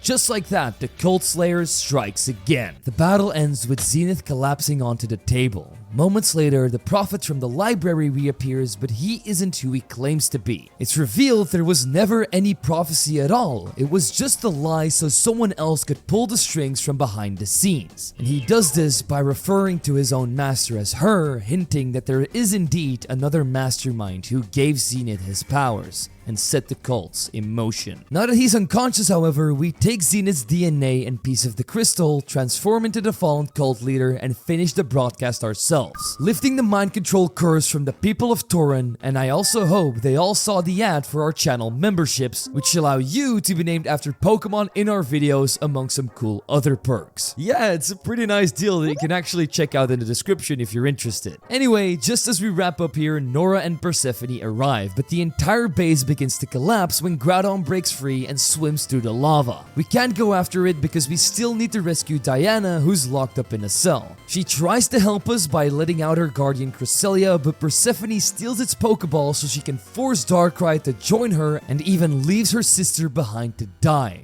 Luckily, with Mew's new ability Heart Swap that we learned from Manaphy, we're able to free her and escape the mountain collapse just in time. Outside, Diana decides to chase after Pphanie while telling us to continue our journey. But someone is missing. Nora got out first and never saw Calreath leave, meaning he might still be trapped inside the mountain. But there's no reason to risk my life right now. I got a Pokedex to complete, so let's get some awesome new Delta species. I start on Lush Island catching a water bug Delta Dunsparce, followed by a flying fighting Delta Pawniard and its new Megastone at the Power Farm. Back in Merc Forest, we grab a Delta Shinx and pick up some much needed choice items from a rather shady dealer. Using Celebi's time travel, we collect even more variants like the Rock Dragon type Delta Bergmite in the Dragon Ruins, the Fire type Delta Snorunt in the Fiery Caverns, and the Rock Psychic type Delta Geodude in the Ancient Ruins. Now this is how you make a regional form, folks. I never thought a Geodude out of all things could be turned into something this awesome, but I stand corrected. Finally, after doing a quest in the Safari Zone, we can grab a free starter in Bulbasaur and immediately trade it away for Delta Shuckle. Honestly, I actually think this punching bag steel fighting type design is very clever, because it usually takes a while before you can crush a Shuckle. I can now also buy a random part from the black market dealer, upgrading the Pika Taxi into the flying Emolga Taxi. This lets us freely fly around the overworld, one of the, if not the coolest feature I ever seen implemented in a fangame. You can actually fly across the map and find secret locations, encounter rare flying Pokemon like Salamence, Altaria, and Drifblim, plus even find a couple of Deltas like Drifloon and Pikachu. The first one is now an actual hot air balloon, and Pikachu, well, this fairy flying type seems to be the best skydiving instructor in the world. Our trip eventually circles back to the bicycle guy who decides it's time to cash in his favor. He asks us to babysit his little brother's Emolga. This is a Delta Pokemon which we will happily take, and I can guarantee you his little brother will never see this thing again. I'm sorry, this cute fire dark type is just going to be mine from now on. The only thing left is Delta Misdreavus, which we can unlock after finding the culprit behind mysterious snowman appearances around town. Turns out it was a Mismagius building them. To push our Pokedex even higher, we go on another evolution spree, getting Delta Drifblim, the hot air balloon, Delta Raichu, which somehow looks even better than Pikachu, but also Delta Mismagius, Delta Golem, Delta Luxray, Delta Bisharp, Delta Avalugg, and finally our shiny Hydreigon. Along with all the regular evolutions we did, that brings the Pokedex total to 486, officially passing the halfway mark. With that done, I continue to Route 16, adding Lickitung, Malamar, Palpitoad, and Feebas to the Pokedex as well. A quick trade later turns my Feraligatr with Hydro Cannon into a Poison Steel type Delta Girafarig, and soon after we arrive in Nara Town. Here I have my first interaction with a cultist resembling Giratina. They ominously claim everything is going according to their mistress's plan, and it's all thanks to us for defeating the cults and collecting the crystal pieces for them before vanishing into thin air. I still have no idea who these people are or what they want, but they sure as heck aren't getting my crystal pieces. So for now, I continue on our completionist quest, where I trade Gorebyss away for a Delta Growlithe, now rocking shiny golden armor and the awesome dragon normal typing. Plus we add Furret, Venusaur, Heliolisk, Pinsir, and Ledian to the Pokedex before running into Malde again. He warns us that something important is about to happen in Shade Forest, and that under no circumstances I should follow him. Dude, it's like saying don't think of an elephant. Of course you're going to think of an elephant. Before doing that though, we squeeze in a few more catches. Because of Manaphy's power, we can finally defeat the final Ariados in Merc Forest to summon and capture Delta Metang. We've seen how annoying it can be in the second gym, and now I'm going to use its powers for myself. Again with Heart Swap, we grab a Delta Heatmore inside of the Helios sewers. It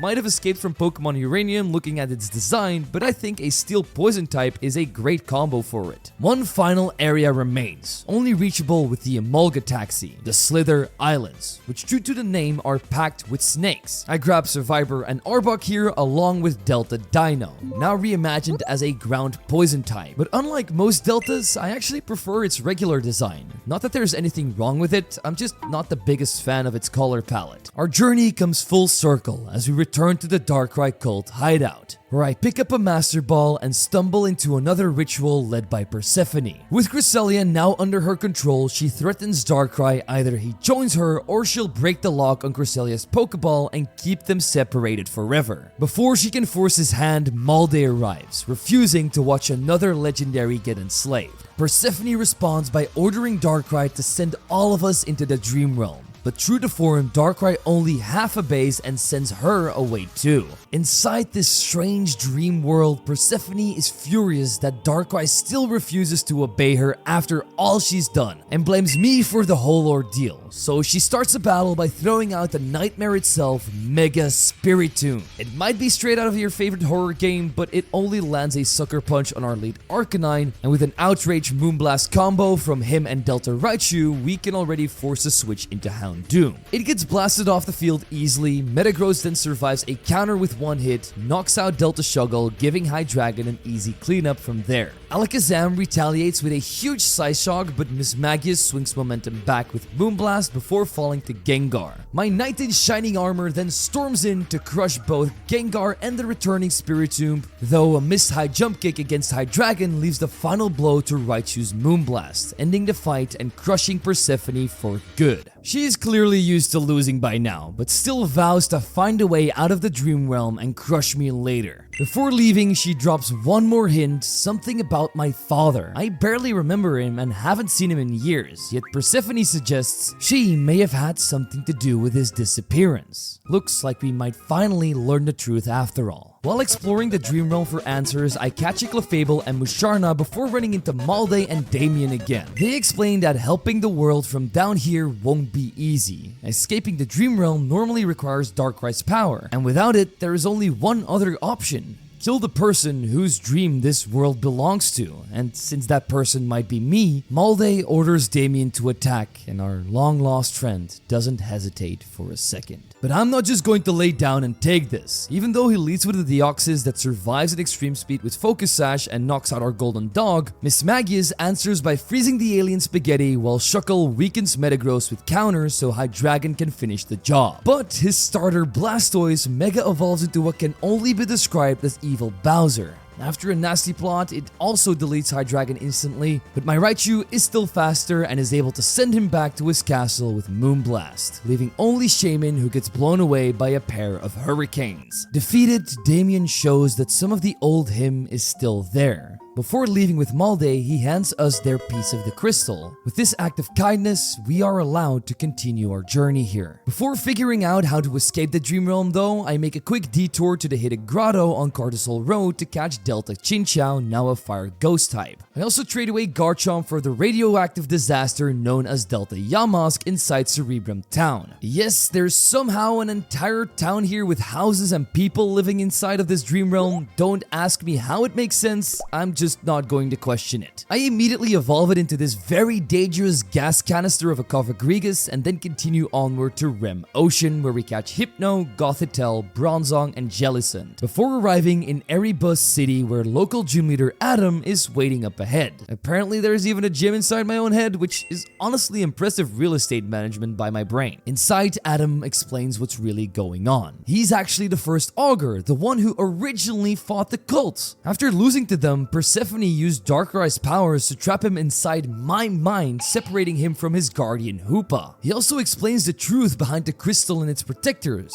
They're called the Timeless, basically the A-team of the Pokemon world. According to him, Yearn and Persephone forced him to surrender by threatening to kill his family, so he gave in to protect us, his one and only son. I know this is a lot of information and an amazing plot twist, but to escape this dream realm, we still need the final gym badge, and my father here promises to hand over some of Hoopa's DNA afterwards so we can finally leave this nightmare and save the world. First, we complete his insanely tedious mirror puzzle. I don't know, maybe it's a reference to looking deep within yourself, who knows at this point? I am in my own dream after all, but let's just show our dad how much we've grown in his absence. The battle begins with him setting up spikes while we answer with sticky web from our newly evolved Spider Grows. With speed control on our side, we can quickly knock out his Greninja after with Earthquake. Tyranitar enters next, using its turn to max revive Greninja, but it also gets slain shortly after. His Scorpion then takes us out, giving our Hydreigon the chance to sweep through both Drapion and Bisharp. I also perfectly predict his Spiritomb Sucker Punch, allowing me to paralyze it with Glare, and finishing it off before Life Orb damage also takes its toll. Avalugg tries to wall his Ace Mega Hydreigon, and oh my god, is this thing amazing.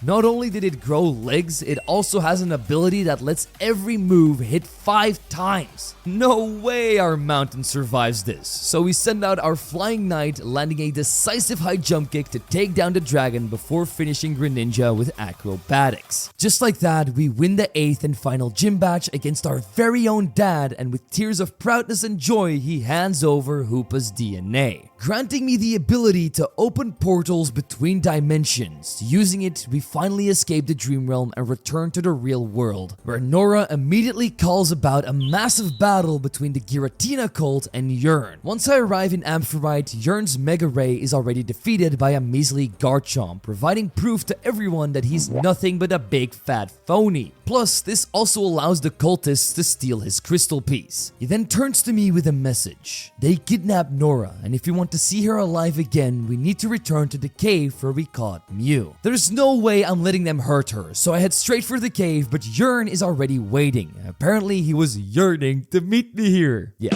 Okay, I'm sorry. With his entire plan exposed and the whole region turning against him, revenge and blaming me for everything is all he has left. So I cool down his temper by slowing him down with Sticky Web and immediately bury his Aegislash with Earthquake. That brings out Mega Rayquaza, which already lost to a Garchomp earlier, so how scary could it really be? Turns out, not very. Arcanine is able to drop it with one hit of Outrage and nearly takes down Lucario too, though even a crit isn't quite enough. Hydreigon cleans it up straight after, while Icicle Crash takes down his Salamence and Golem crushes his fiery dog under a rock slide. That leaves only his Goodra, which turns this into a big stall war against Chuckle, but I finally outlast the Gooey Dragon by making it unalive itself with struggle. This marks the end of Yearn's fraud story once and for all, and allows me to venture further into the cave, where the Giratina cult wants me to meet their leader. However, she can't travel to this realm, so they open up a series of portals to bring us to her dimension. The trip takes me through several iconic locations, like the Pokemon Mansion and Naragex Forest, where we catch Rattata, Paras, Leddyba, Shroomish, Kricketot, and Hoothoot, then onward through Pokemon Village, Tower, Citadark Isle, the Giant Chasm, and Spare Pillar. And this journey finally ends somewhere completely unexpected. Rainbow Road from Mario Kart. As a certified Mario Kart pro, I easily avoid falling off the edges and reach the massive ancient tower that marks our destination. Inside the tower, we meet the mastermind behind it all, Nyx. After a rather lengthy monologue, she reveals the truth. The cults of Tauren were created to gather the crystal pieces because the Giratina followers are indeed trapped in this dimension. She then makes a blatant statement that Arceus is the real villain in all of this because, you see, a long time ago, the Distortion world was ruled by Giratina. It was meant to be the original world, until Arceus overthrew Giratina and sealed them away forever. After this shocking shocking statement, Nyx then reveals her true form, a strange glass-like entity. It's unlike anything we've ever seen before. This is what her people have become after being exposed to the distortion world for way too long. They consider themselves the original inhabitants, and now they want to restore their dimension to its former glory using the crystal. There's just one catch. The power of the crystal shards can only be claimed by defeating their owner in battle. That means we'll be fighting on Nyx's terms where the rules are inverted, aka super effective moves are resisted, while normally weak attacks become devastating. Our iconic fight opens with her Auroras dropping to a single super effective hyper beam from Hydreigon. Greninja comes out next. Our Golem falls to Scald, but Mega Metagross sets up Sticky Whip after a sacrifice from Shuckle and a full restore. Scizor deletes it with Icicle Crash, Exeggutor misses a crucial Leaf Storm and gets buried by Hydreigon's Earth Power, while Garchomp folds to yet another Hyper Beam. Our Snake then finally gets skinned by her Mega Kangaskhan's Fake Out, but the momentum's already shifted. We weaken the Mega just enough for our good boy to finish it off with extreme speed, and fittingly, Glory lands the final hit on Breloom, bringing glory and safety to Tauren once and for all. With the battle over, the cultists fade away while the summoning of their god Giratina continues. When it finally pops out, it has a different appearance than usual. Menacing and way more godlike than devilish. This is the real Primal Giratina, an awesome new form that has an ability that gives it every single type at once. Absolutely broken and incredible to witness, but not even a god like this can withstand the cozy insides of my heavy balls. We might have saved the world here and captured God for ourselves, but there's still unfinished business. Nora heads off to work on curing Damian and rescuing our dad while encouraging us to finish our journey by challenging the Pokemon League near Nexa Town. Since I'm probably the only trainer with 8 gym badges around, they must have missed some company up there. So on our hike, we pick up a few more entries along the way, those being Aegislash, Torterra, Greninja, and Grudra near the Nexa border. Victory Road adds even more with its many different varieties of areas, from the volcanic insides to the frozen tundras. We were able to grab quite a few more entries here, including Delta Petalil, now a fire water type, plus Jinx, Weavile, Abomasnow, Avalugg, Slacking, Dragonite, and Electrode. After a long trek with lots of unnecessarily hard ice puzzles, we at last lay our eyes on the monumental Pokemon League. We prepare with our 6 best fighters because, get this, if we beat the league without a single Pokemon fainting, we get 3 very secret and special Pokemon. So naturally, because I don't want to spend hundreds of hours grinding and repeating the league, I put my game on easy mode and go in with Metagross, Charizard, Raichu, Cofagrigus, Haxorus, and Hydreigon. With them, I stepped up to that mic room and challenged the first Elite Four member, London, a Trick Room specialist. He leads with the abomination that is Mega Reuniclus, activating Speed Swap to set up the Trick Room strat. But my Spider Bee shuts that down with a critical hit X-Scissor. His Togekiss gets flattened by our Tiger Shark, Marowak follows soon after, and once Trick Room ends, the rest of her team just collapses, with Hydreigon devouring Conkeldurr, while Charizard cleans up the remaining Jellicent before we finish off Scizor with Cofagrigus' Perish Song. Next is Yuki, the Ice Trainer. Our Haxorus comes out swinging to drive Mamoswine, Delta Trevenant, and Chandelure to extinction. Cofagrigus washes away her Fridge with Sludge Waves, while my Charizard's Shadow Balls destroy Starmie, and Mega Cryogonal can't even survive a final Iron Head, granting us another flawless victory. Next up is Edouard, the Ground-type specialist. He opens with Hippowdon to summon a Sandstorm, but Haxorus nopes it with a single Aqua Tail. His Mega Cacturn then holds me at gunpoint, but I'm not the hostage here, he is. Hydreigon blasts this cactus with a Hyper Beam.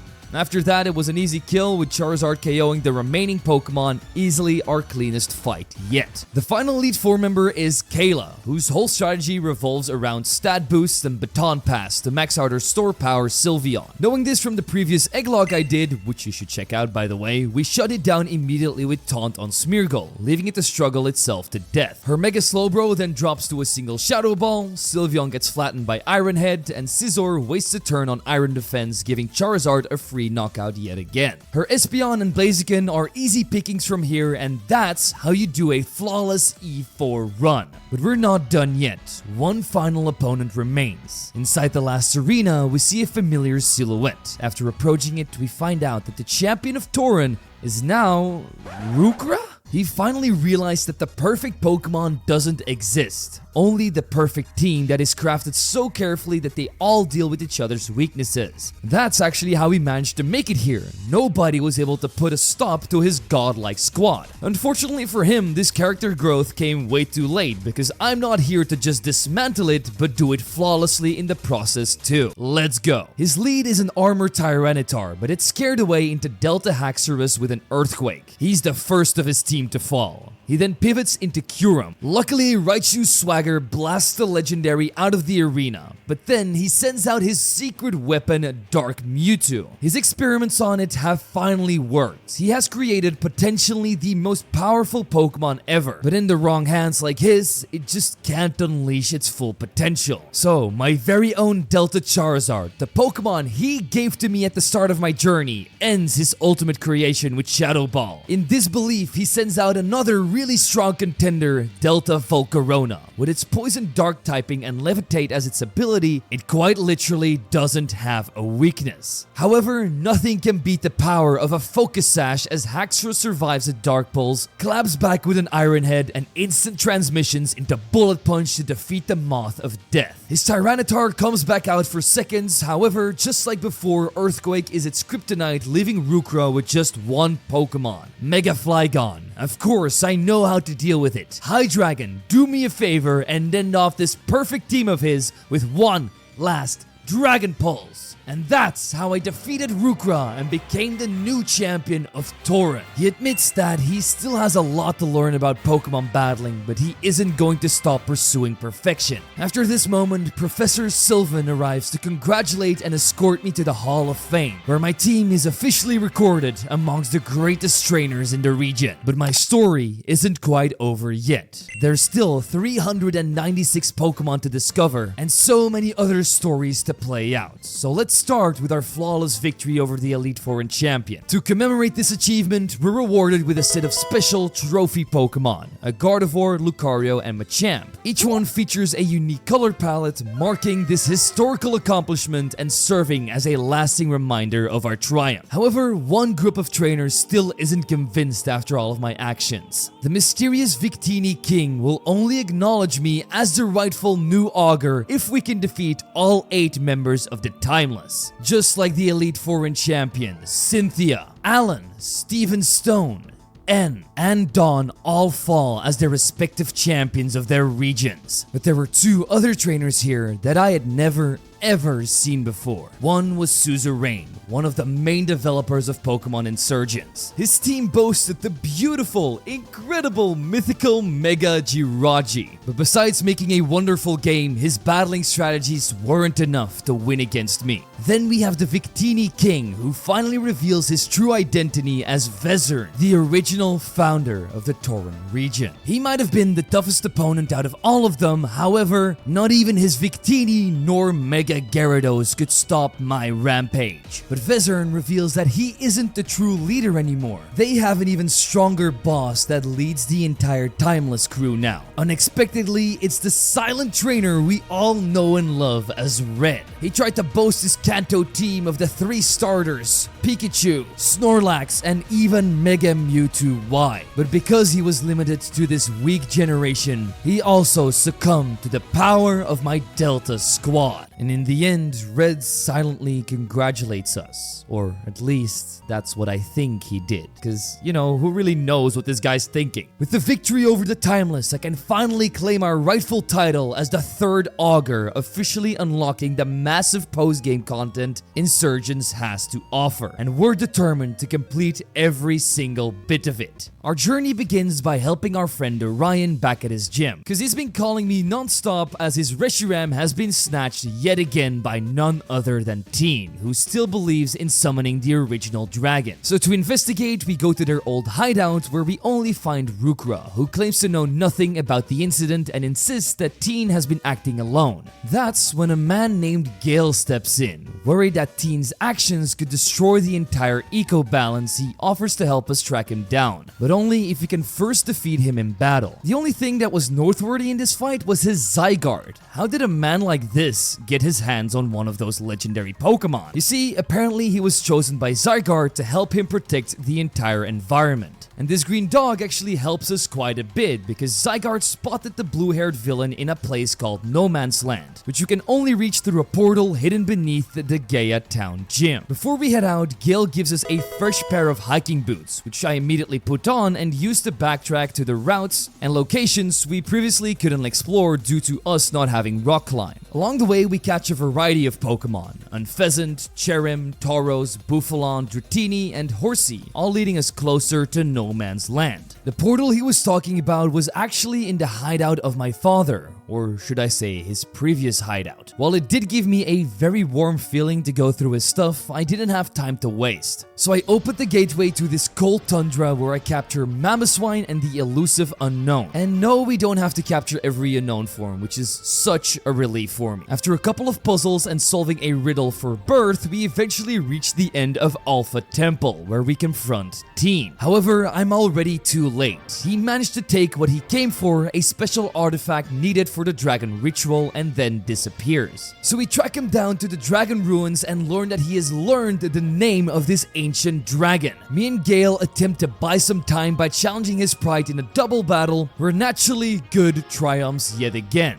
Our age-old tactic of stalling pays off because the 50% form of Zygarde appears and interrupts the dragon ritual by transforming into its complete form, leaving Teen stunned by its real power. Zygarde then proceeds to slam his legendaries back into their Pokeballs, but Orion doesn't want his friend Reshiram to be hurt, so we jump in just at the end and manage to snag the complete form of Zygarde for ourselves. With his plans once again foiled by us, we watch Teen as he bids farewell to his former boss, handing over the artifact, as well as a mysterious blue flute Rukra is clearly thrilled about. But at this point, we have no idea what this ancient relic is capable of. But at least we defeated Teen and made him move to a different region where he will now serve under a new leadership to pursue perfection. And that's how the first major story of the postgame plays out. But there's still so much more for us to do. In Gaia Town, we use this guide to divide 0 by 0, which crashes our game, but that's actually intentional because this creates a glitched area in the overworld called No Data we could fly to with the Emolga taxi. Inside, the entirety of reality has shifted and we can find this special Pokemon Missing No here. Just like with any other Pokemon, even though this might not even be a Pokemon, we just add it to our decks without it corrupting the data. I do have to say this was a very cool little Easter egg. Speaking of more mysteries like this, we finally meet the secret scientist who left all those notes on the Delta Noivern egg. He takes me to the daycare where we can find the first ever Delta that was ever created, Ditto. This blue little blob is the only way to breed Deltas. So naturally, we also add it to the Dex total and we'll use it to breed with later, because there's quite a few Delta Prevolutions that are only available via breeding. After this, we head to the movie studios to film another sketch featuring Latios, but when we arrive, the old guy shows up and uses his Zoroark to trap the flying legendary, as he's planning to exploit it for 20 seasons of Latios and friends. But as we leave the area, a small child appears and frees Latios from the old man's greedy grasp. Turns out it's Latias, its buddy. In the following section, we're then able to capture Latios once and for all, and learn from the director that it's apparently good to do bad things for money if you eventually stop and become a good person. This whole ordeal unlocked the Misty Way for me, where I toss Pokeballs at Castform, Mime Jr., Frillish, and Psyduck.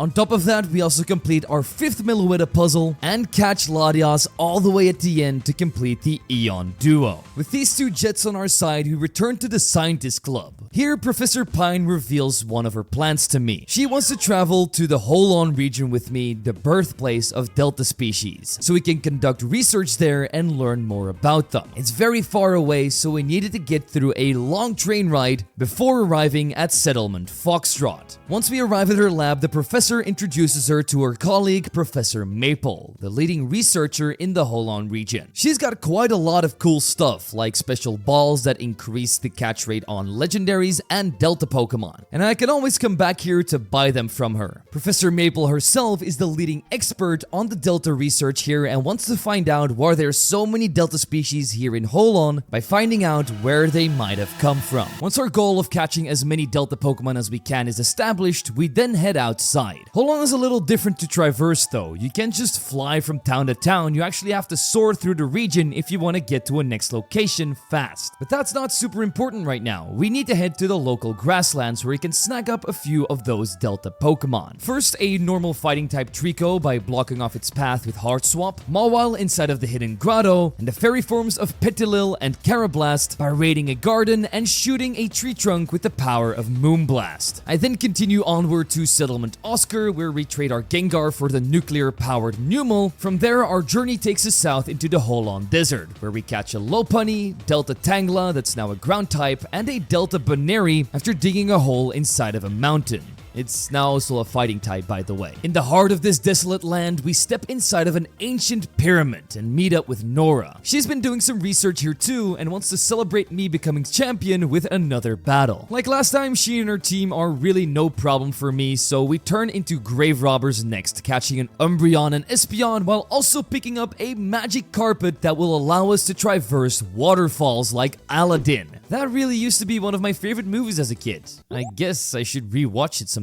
We then had to complete some of the pyramid's hardest puzzles to get access to the new ancient Egyptian god Delta Riolu, who's been turned into a dark type, but also this Egyptian-looking psychic Delta type Torchic. Outside the pyramid, Professor Maple was waiting with alarming news. While we were inside, an unknown force caused massive destruction. It's so powerful that it can only be the work of a Delta Pokemon, and finding it becomes our next mission. We follow the trail by heading north to the Lake of Holon. In the underwater section, I managed to discover and capture Delta Snivy, the now water dragon type, plus I had to chase around a Delta Turtwig from island to island until we eventually trapped it inside of this secluded place to add the groundwater type to our team too. Inside of the lake's caverns, we find a Delta Dratini and even a Delta Magby, both transforming into water types, and I just have to say that the Delta Pokemon in the postgame are just incredible. I just wish they were available for my main playthrough. It would have been awesome to play through the game with these guys too. Anyway, deeper inside of the caves here, we surface to catch our breath and spot the legendary Golem Regis battling a mysterious water creature, but they end up disappearing before I can get a closer look. Frustrated at missing this spectacle, we smash our head into an old tree inside of the Holon jungle, which drops down a Delta Tentacool. Kind of crazy that the team behind Insurgence actually made a land Tentacool before Game Freak did. This actually makes me think that maybe Nintendo does take some kind of inspiration from their fans, but we can only keep dreaming. My catching spree continues after grabbing a grass-flying type Yanma inside of a berry field, a Delta Gumi hidden deep in the marsh who now has a ground water type instead of dragon, and finish it with a Delta Froakie after using Celebi's Tesseract ability to travel to the past, who has now turned into a grass type as well. Professor Maple then interrupts our Pokedex completion with an urgent update. He confirms the existence of Delta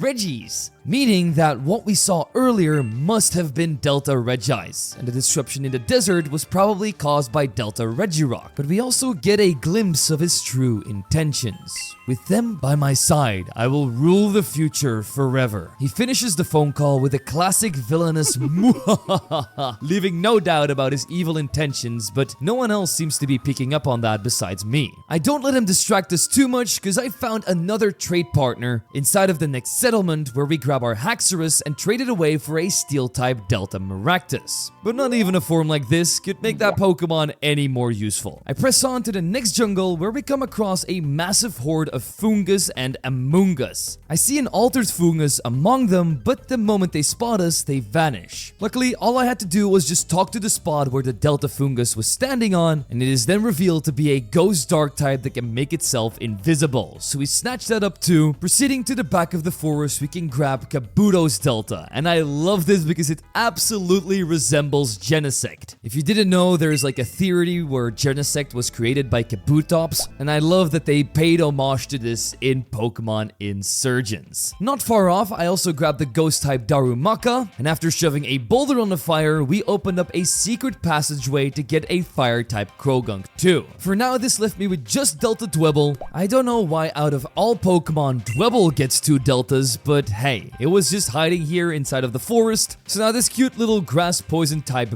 berry bush is ours too. After this whole shebang, we meet up with Nora again and tell her that Professor Maple is up to no good. She admits she is also suspicious but still insists on a battle even though we just beat her like 5 minutes ago. Like last time, we run through her team effortlessly and are rewarded with more Pokemon to catch. On top of the snowy peaks of Holon, we grab a Medicham and Noctowl, plus snagging some more Deltas by traveling to the past inside of a cave for the Delta Rock-type Elekid, charging up a Lightning Rod with an Electric-type move so we can grab C-Dot, and finishing off with the goat itself, the normal Fairy-type Meditite. There was also a Delta Hoot Hoot mocking me from a cliff, which we couldn't get to until we get Meluetta's secret ability. So for now, I soar around on the Emolga Taxi to grab some more flying types, like Staraptor, Skarmory, Pidgeot, and even a Wilmer?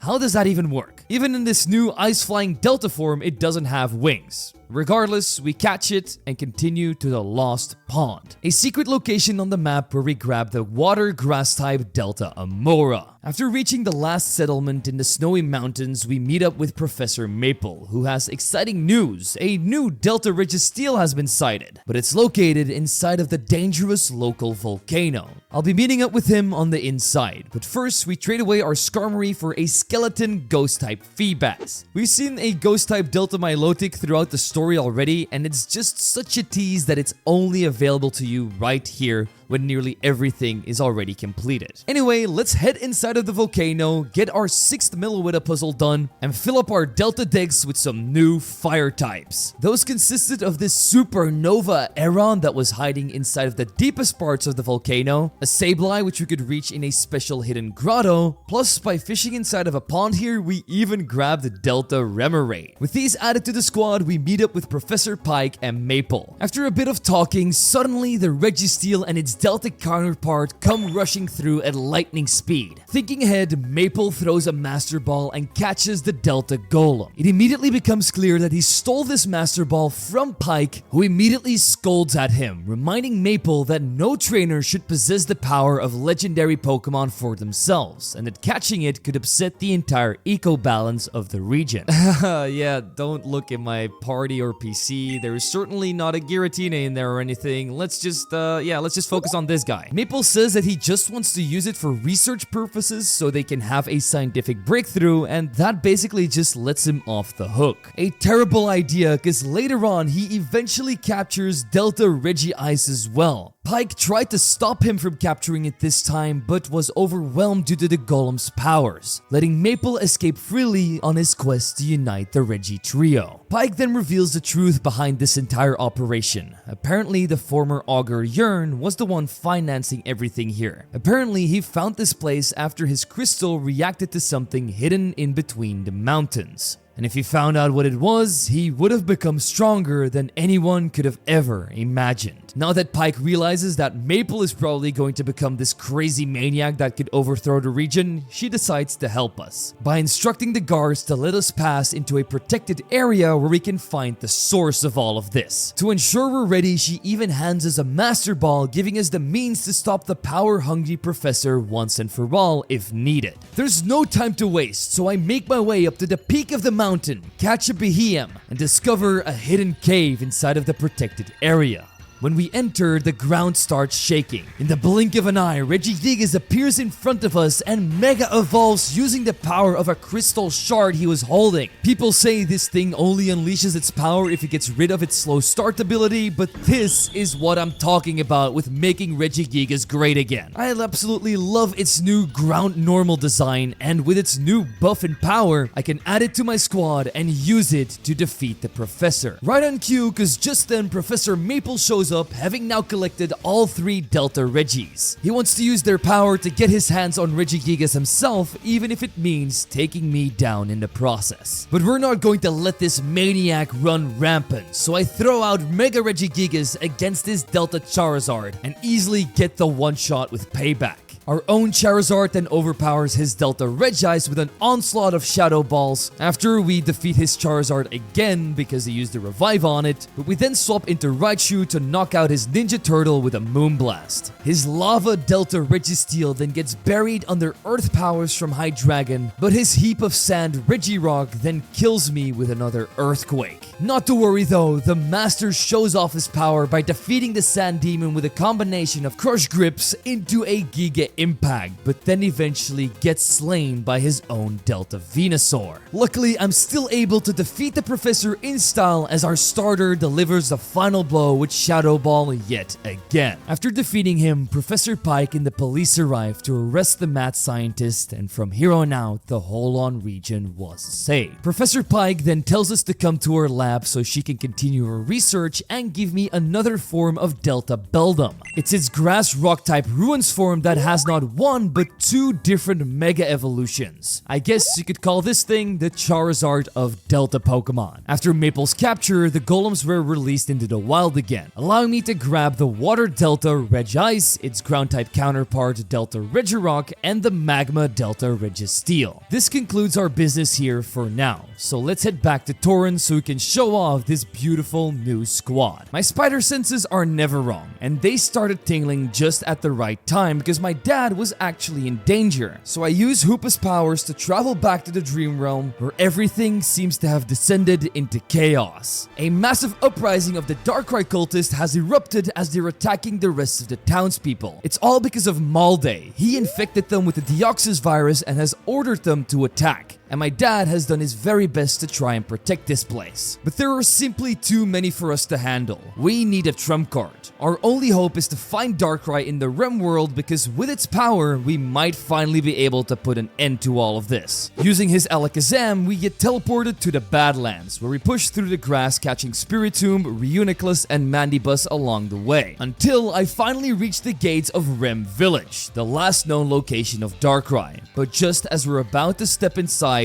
Persephone appears. Clearly, there's still a grudge against me. Not surprising considering we trapped her in this miserable place. You know, the one that can only be escaped through Darkrai's powers, which she's still desperately trying to claim. And there's no way we'll be allowed to get in her way again. So the two of us battle to decide who'll reach the Master of Dreams first. But after setting up a Sticky Whip to slow down her team, Metagross, Hydreigon, Mega Regigigas, and Haxorus made this an easy fight for me to win. In fact, she isn't even surprised by the laws anymore. After all, we've beaten her every single time so far. She goes on about me having plot armor, however, the former cult leader is nothing if not patient and declares to wait here as long as it takes to finally fulfill her wish of uniting with Darkrai. With her out of the way, we're finally able to go up to the shack up top and capture Darkrai to claim the first part of the Lunar Duo. I return to Erebus City only to find our dad confronting Malde, who offers him a deal: immortality and peace if he simply gives up now. But our dad, just like a New World Socrates, fires back with the line, "A long life like yours isn't a life worth living." Deep stuff, dude. No wonder he could convince the Timeless to give him the crystal with lines like this. So our only way to defeat the Deoxys buddies is to defeat them in a double battle.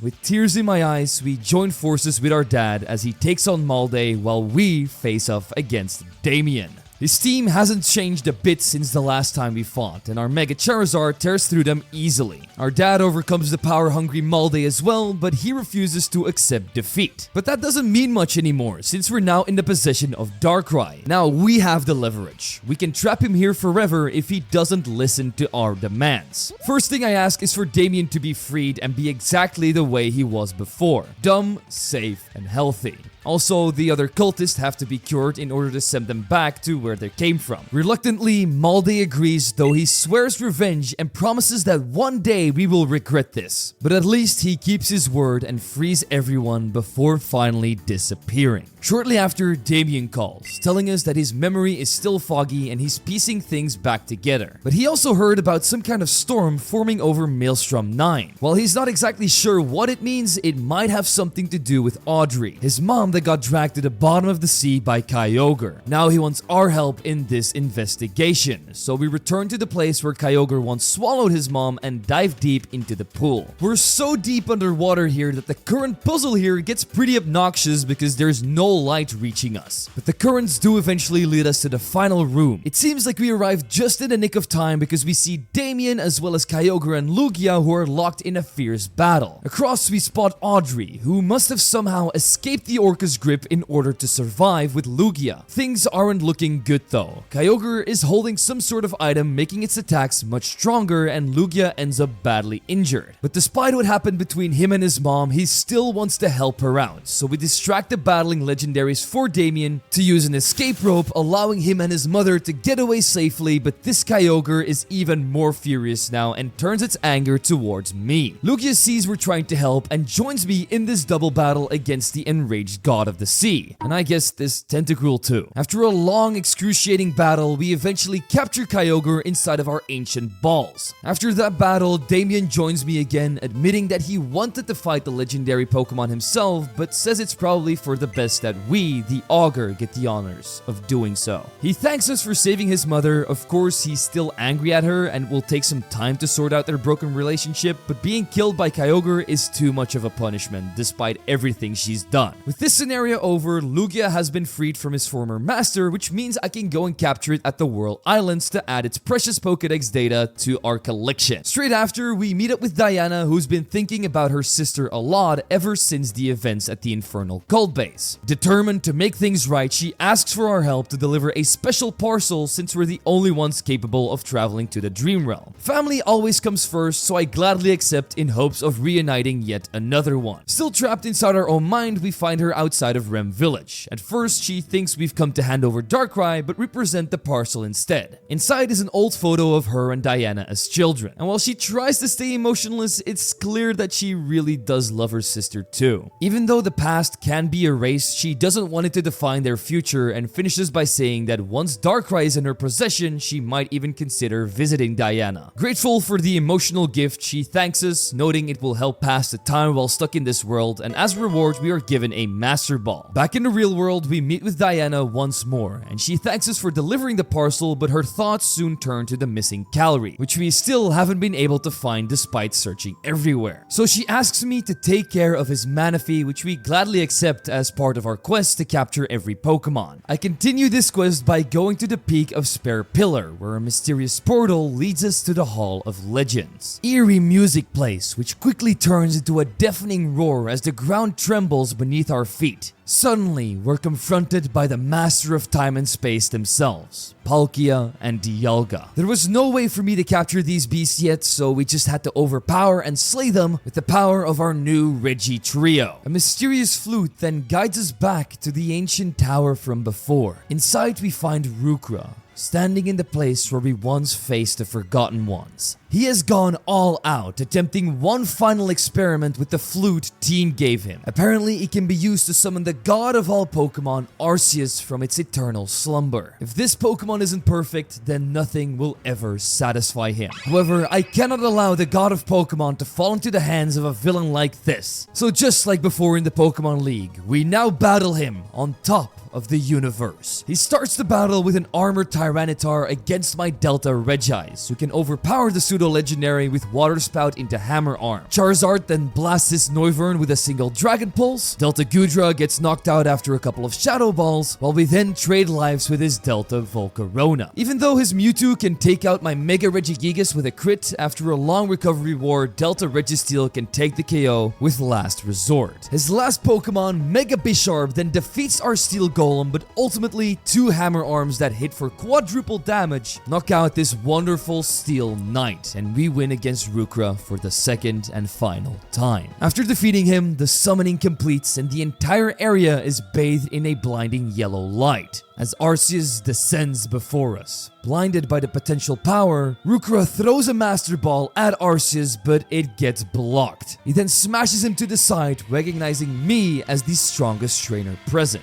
In that moment, one of the crystal shards in our bag activates, triggering Arceus' transformation into its primal form. This This thing looks amazing. It's like a fusion of Primal Giratina and itself, boasting a disgusting base stat total of 820. On top of this wonderful design, it also gains the ability Ancient Presence, which renders every move's effectiveness to normal, basically ignoring immunities and type advantages or disadvantages entirely. After a long and grueling battle, we finally bring the Ancient God to low HP and put it to sleep for the best chance of catching it. Like usual, it ends up in another Ancient Ball, cause it's clear that those Master Balls ain't working on God. Rukra, who had to watch this whole ordeal from the sidelines, then steps up and is basically furious with us. He doesn't understand how we were able to control the perfect Pokemon when he was searching for it his whole life. This makes him so fed up with this whole situation that the plan is now to give up the champion position in order to move to another region without heroes or children who destroy his life's work. Besides, apparently a new strong kid from Vezern has come to Torren who will probably replace him as champion anyway, so I should probably go and check out the league again. In a last-ditch effort to reconcile, he even offers that if we ever want to make money, we should let him know, because we absolutely have the potential to work with him. Naturally, I declined that offer to go and see if he left us any goodies behind in his cult base. But when we arrived, the police was already on the scene. They had found a secret lab that went unchecked, so we beat them to the punch and investigated ourselves. Going down the laboratory, we found that it's filled with red and blue teleport puzzles. We basically just have to block them off with string puzzles, which will then make us move on to the next room. After completing all of them, I could move on to the last level where we found another wire puzzle. Oh boy, did I hate this one. It took me 40 minutes to get it right, all because I was too stubborn to check the Insurgence wiki for a solution. But hey, at least the reward was absolutely worth it, because in the final room, we see Mewtwo, who's definitely not as menacing now that we have Arceus on our side, so it just added to the dex total easily. And look around the lab some more to read Rukra's diary entries. They detailed the progress of all the experiments that have taken place, even his earliest attempt focused on Delta Volcarona. But this dangerous bat refused to obey at the start, and ended up filling the other lab in Mechi Town with poisonous gas. At the back of one of his diaries, we then find an old laboratory key. I guess that means it's time for me to go to the place where it all originated, the lab in Mechi Town. After doing a ton of investigation here, we find Mewtwo's armor that not only makes it stronger and bulkier, but also gives it a new ability that's basically Moxie for special attackers. And it's also where we find his most trusted partner, the dark poison type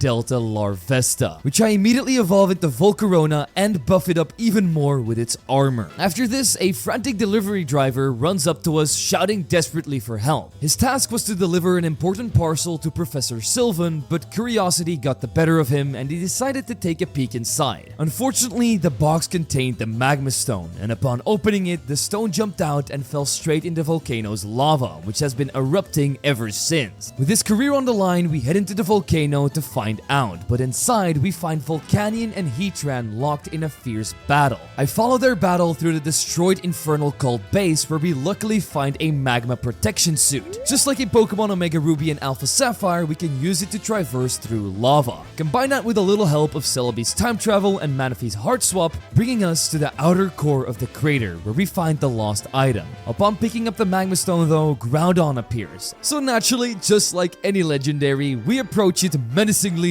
and then slave it for an eternity of servitude in my PC box. Returning to the entrance, we find Volcanion and Heatran still locked in their clash, but the moment they notice me, they turn into best friends and attack us instead. After defeating Volcanion, we capture Heatran first and then travel back to the Steam Cave where we can grab Volcanion as well. That's nearly every post-game quest completed, so now I focus my attention on the final remaining Meloetta puzzles. After completing the remaining two, we find ourselves in an underwater cave near Coral Town, which grants us access to a hidden chamber now where we can finally uncover what all of this has been leading to. Inside, I discover an ancient music sheet, and using the quartz flute, we attempt to play the melody, missing nearly every note along the way as we are no natural Mozart. But apparently that doesn't matter. Meloetta is a fan of all kinds of music. Naturally, we trap it into one of our balls, and that gives us the power to use Relic Song. Now we can open up all sorts of hidden secrets that will lead us to many more legendary Pokemon. The first one opens a portal, which brings us to the Nightmare Badlands, where we find our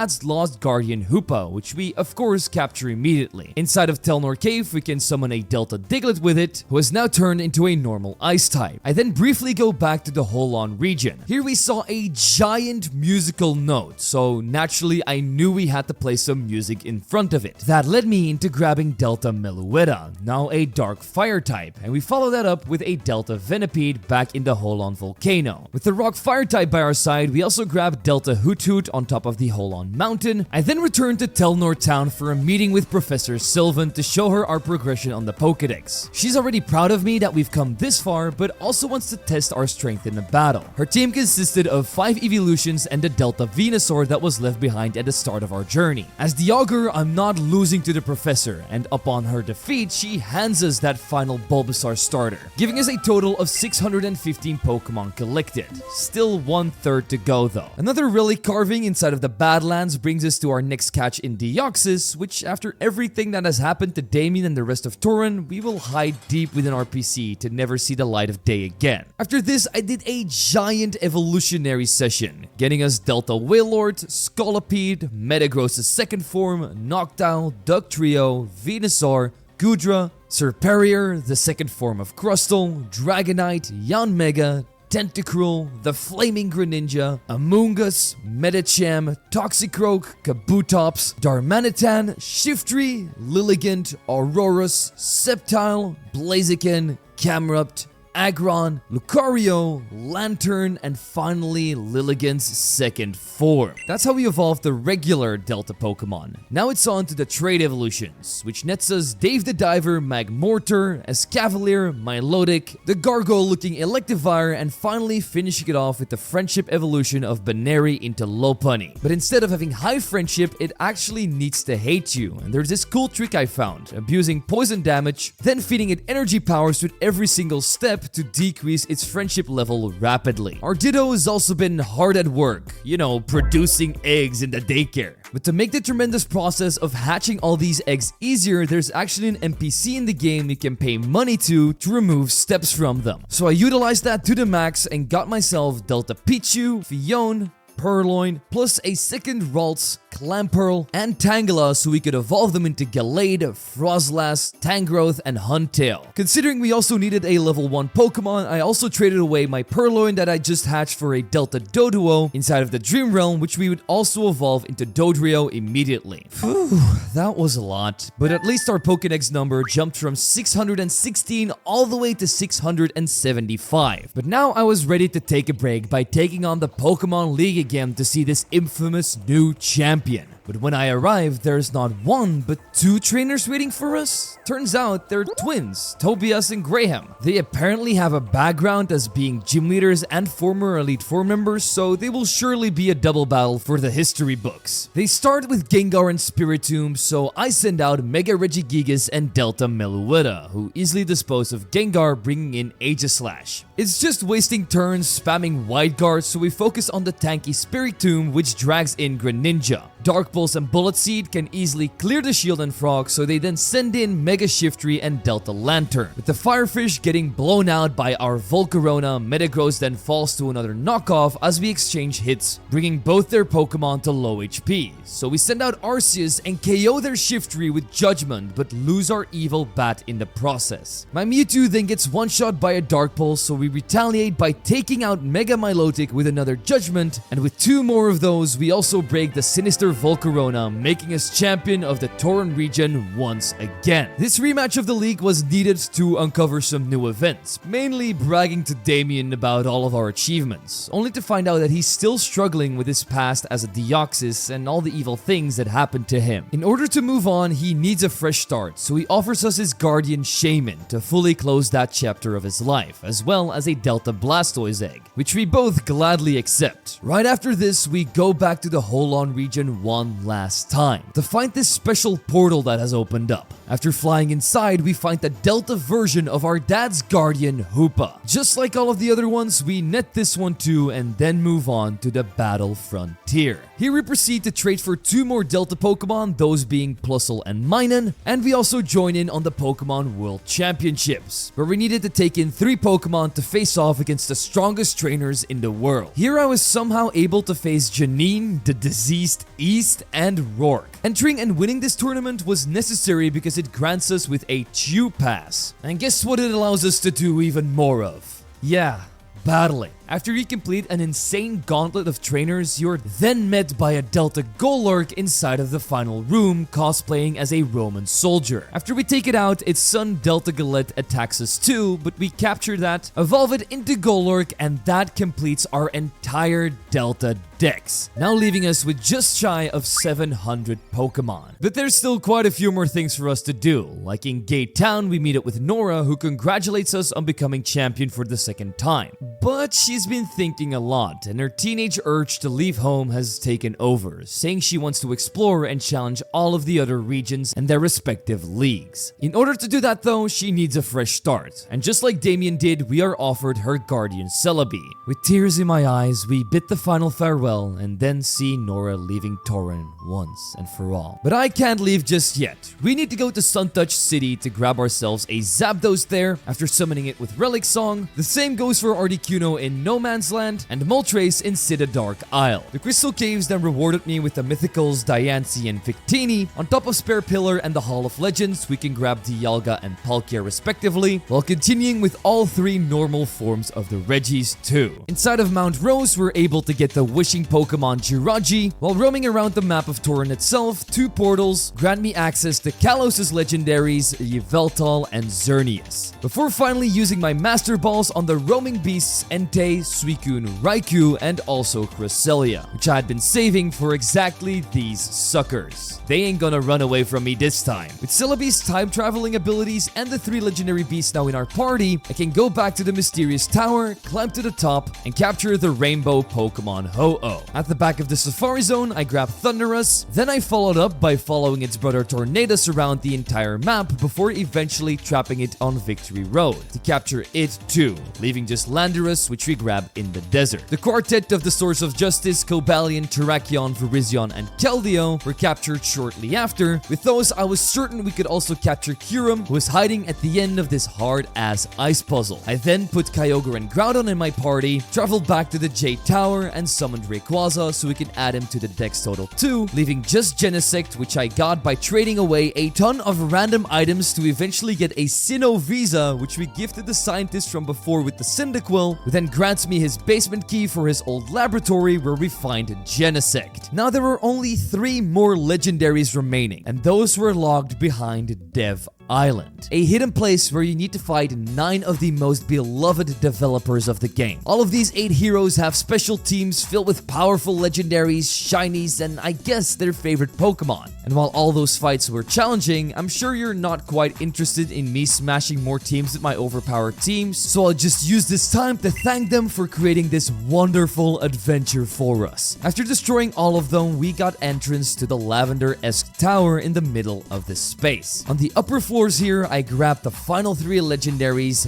Uxie, Mesprit, and Azel. With those out of the way, there were just regular Pokemon left. This required me to go out and check every single area I might have missed some in, as well as evolving some of these Pokemon and breeding for their pre-evolutions that are not available anywhere else. I start with Chimchar inside of a hidden grotto of Murk Forest, then go back to the game corner to buy myself a Porygon as well as some other Pokemon, but so as often, we left the hardest one for last, since not every Pokemon can be caught in the wild. This forced me to access the Friend Safari inside of my hidden base, allowing me to capture most of our remaining 200 Pokemon. To enter these Friend Safaris, you have to enter someone's username and password. Once you do that, you can visit their secret base and capture Pokemon inside of their field. Everyone has 3 different Pokemon of the same typing attached to them. Luckily, with the Insurgence Wiki, it's really easy to find out which Pokemon are with which people. So after doing a ton of visiting, thing, we start off with Eevee for the missing evolutions Vaporeon, Jolteon, Sylveon,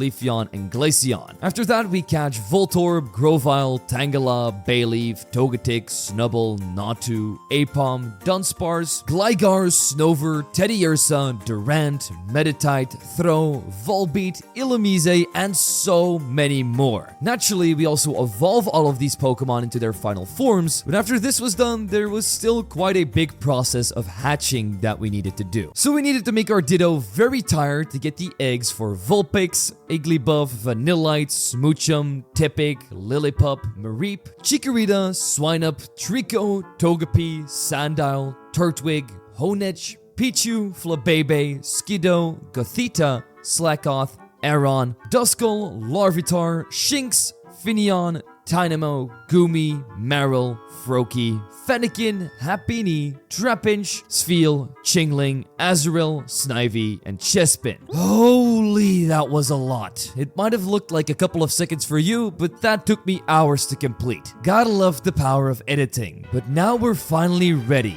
The Pokedex is completed, and with a proud chest, we present it to the professor. She's so proud that I even get handed a certificate for completing Pokemon Insurgence. However, the professor seems to hint at one last secret Pokemon, and I won't sleep until I get that one too. So with my new shiny charm, I go back to Soaring the region. This let us land down inside of the mysterious spire, where after investigating the secret lab, we give in the special password Chandra Sakar inside of a computer, which teleports me to the moon. And this is where you can grab the game's grand prize, UFI, the unidentified flying infantile Pokemon. This is the special mythical of Pokemon Insurgence, and it's the perfect way to end off our 100-hour plus journey. I hope you enjoyed me suffering through this game because it was probably the longest video I've ever had to work on, but it was also an incredible adventure to go through. Insurgence isn't called one of the all-time great fan games of all time for nothing, and even though it was released over 10 years ago now, I still think it holds up till this day. Now, would I recommend trying this yourself?